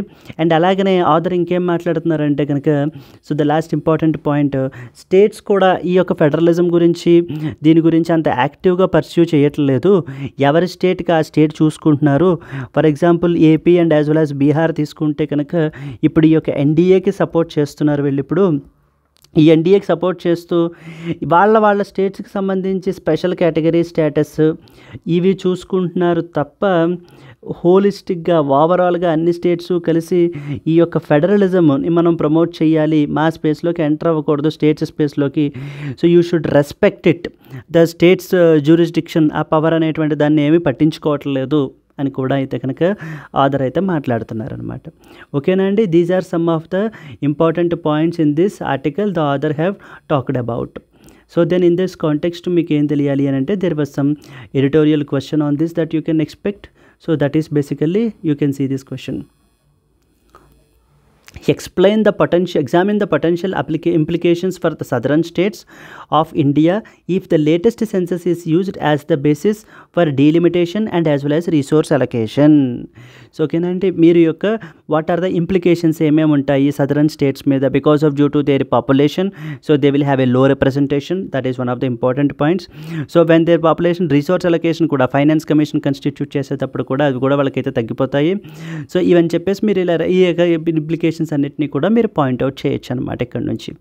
ఫ్రెండ్స్ అయితే ఏంటంటే ఈ ఎడిటోరియల్ బేస్డ్ అనేటువంటిది మనకి ఏంటి అంటే very important from the exam point of view. మనం మెయిన్స్ ఆన్సర్స్ రాయడానికి మనకి ఎడిటోరియల్ అనేటువంటి చాలా ఉపయోగపడుతుంది అనమాట. సో దాని గురించి మనం ఏంటంటే దాన్ని రికగ్నైజ్ చేసి so the ultimate editorial based answer writing for UPSC అనేటువంటి ఒక ఇనిషియేటివ్ని అయితే మనం లాంచ్ చేసాము. It's a paid initiative. మనం ఈ ఇనిషియేటివ్లో మనం ఏంటంటే డైలీ మీకు ఇలా ఒక క్వశ్చన్ అయితే ఇవ్వబడుతుంది బేస్డ్ అపాన్ ఎడిటోరియల్. ఓకేనండి, ఇక్కడ చూడండి ఇలా ఈ ఎడిటోరియల్ ఈ క్వశ్చన్ చూశారు కదా, based on the above editorial అనమాట. ఈ క్వశ్చన్ అయితే ఇవ్వబడుతుంది మీకు, మీరు ఆన్సర్ అయితే కనుక రాస్తారు. మీరు రాసిన తర్వాత మీ యొక్క పేపర్ని ఎవాల్యుయేట్ చేయబడుతుంది and at the same time feedback కూడా ఇవ్వబడుతుంది అనమాట. అండ్ మీరు మీ యొక్క ఫీడ్బ్యాక్ కూడా ఇచ్చిన తర్వాత ఇప్పుడు మనం జస్ట్ ఈ పాయింట్స్లో ఎడిటోరియల్ ఏం చెప్పింది అనేటువంటివన్నీ డిస్కస్ చేసాం. ఇప్పుడు మీరు ఈ పర్టికులర్ ఇనిషియేటివ్లో మీకు మోడల్ ఆన్సర్ కూడా ఇవ్వబడుతుంది అనమాట. సో దట్ ఇంట్రడక్షన్ ఏముండాలి, బాడీ ఏముండాలి, బాడీలో సమ్మరీలో పాయింట్స్ ఏముండాలి, కన్క్లూజన్ పాయింట్ ఏముండాలి అనేటువంటి మోడల్ ఆన్సర్ అంతా కూడా మీకు ఇవ్వబడడం జరుగుతుంది. ఓకేనా అండి. సో ఇట్ ఈస్ బేసికల్లీ మనం ఏంటంటే 6 months వ్యాలిడిటీ అయితే కూడా ప్రొవైడ్ చేస్తున్నాము. It was we're charging just 6,000 rupees. 1 year validity we're charging 10,000 rupees. And life time validity కావాలనుకుంటే we're charging just 20,000 rupees friends. ఇది directly Suresh sir will take up this particular initiative మీకు అయితే కనుక. అండ్ ఆయనే మనకి ఏంటంటే as part of this initiative మీకు ఈ క్వశ్చన్ అయితే కనుక ఇవ్వడం అయితే జరిగింది. So here in this particular course initiative you will get the model answer as well, so that you will come to know what to write in introduction, what to write in conclusion, what to write in the body. మీరు రాసినటువంటి పేపర్ని evaluate చేయబడుతుంది, మీకు feedback కూడా ఇవ్వడం జరుగుతుంది అనమాట. So this will definitely be a golden opportunity for you friends, because so the mains ఆన్సర్స్కి ఎడిటోరియల్స్ అనేటువంటివి హార్ట్ లాంటివి అనమాట. సో చాలా ఇంపార్టెంట్ మనకి. ఓకే, సో దెన్ మీకు ఈ పర్టికులర్ ఇనిషియేటివ్ కానివ్వండి, ఇంతకుముందు ఇంకే ఇనిషియేటివ్ అయినా కానివ్వండి, మీకు నచ్చినట్లయితే కనుక, మీకు ఏమైనా డౌట్స్ ఉన్నా, ఏదైనా కోర్స్లో మీరు జాయిన్ అవుదాం అనుకుంటే కనుక you can contact to this particular number. మీరు ఈ కాంటాక్ట్ నెంబర్ని మీరు అప్రోచ్ అయినట్లయితే మీ డౌట్స్ అన్నీ కూడా మీరు క్లియర్ చేసుకోవచ్చు. ఓకేనా. Yes, I hope you love our classes. If you love our classes, then it's your time for your favorite question. Consider the following statements about Central Information Commission. Okay nandi, Central Information Commission మీద question అయితే అడుగుతున్నారు. It is a constitutional body. First statement. Second statement, the commission consists of a chief information commissioner and not more than 10 information commissioners. Second point లో composition ఇచ్చారు. Which of the above statements is or are correct అంటున్నారు. 1 only correct, 2 only correct, both 1 and 2 correct, none of the above. Now it is your time to answer it. ఓకేనా అండి. So please మీకు ఒకవేళ ఈ పాటికి answer తెలిసి ఉండాలి. Please comment it in the comment box your answer, and at the same time please like the video if you really loved it. మీరు నేర్చుకున్నారు అని చెప్పేసి, మీకు కొత్త విషయాలు నేర్చుకున్నారని మీకు అనిపించినట్లయితే please like the video, and at the same time so మీ యొక్క కామెంట్స్ని కూడా మీరైతే కనుక ఇవ్వండి. So that will boosters. So మాకు ఇంకా ఎంకరేజింగ్గా ఉండి మేము ఇంకా మంచి క్వాలిటీ ఇనిషియేటివ్స్ని ఇంకా ముందుకు తీసుకురావడానికి మాకు అవకాశం ఉంటుంది అనమాట. సో ఓకేనండి, this will definitely enrich your preparation. So okay, so be it a current affairs paid initiative కానివ్వండి, డైలీ లైవ్ క్లాసెస్ కానివ్వండి, లేకపోతే కనుక ఆన్సర్ రేటింగ్ ప్రాక్టీస్ కానివ్వండి, these will be definitely your good pathways అనమాట ఫర్ యువర్ లెర్నింగ్. మీ యొక్క ప్రిపరేషన్ని ఇంకా ఎన్రిచ్ చేయడానికి ఒక ఎక్స్పర్ట్ ఎవాల్యుయేషన్ అనేటువంటిది ఉండాలి మనకి. అది ఉంటేనే మనం ఏంటంటే ఎప్పటికప్పుడు మనకి తెలుస్తుంది అనమాట. Yes, that's how we learn the things. Okay అండి, చలో మరి అయితే కనుక up till now you are here with me. Thank you so much. ఓకేనా, please comment it in the comment box your comments. Okay మరి చలో, will meet again tomorrow with the new analysis. Thank you so much. Bye bye. Happy learning. All the best.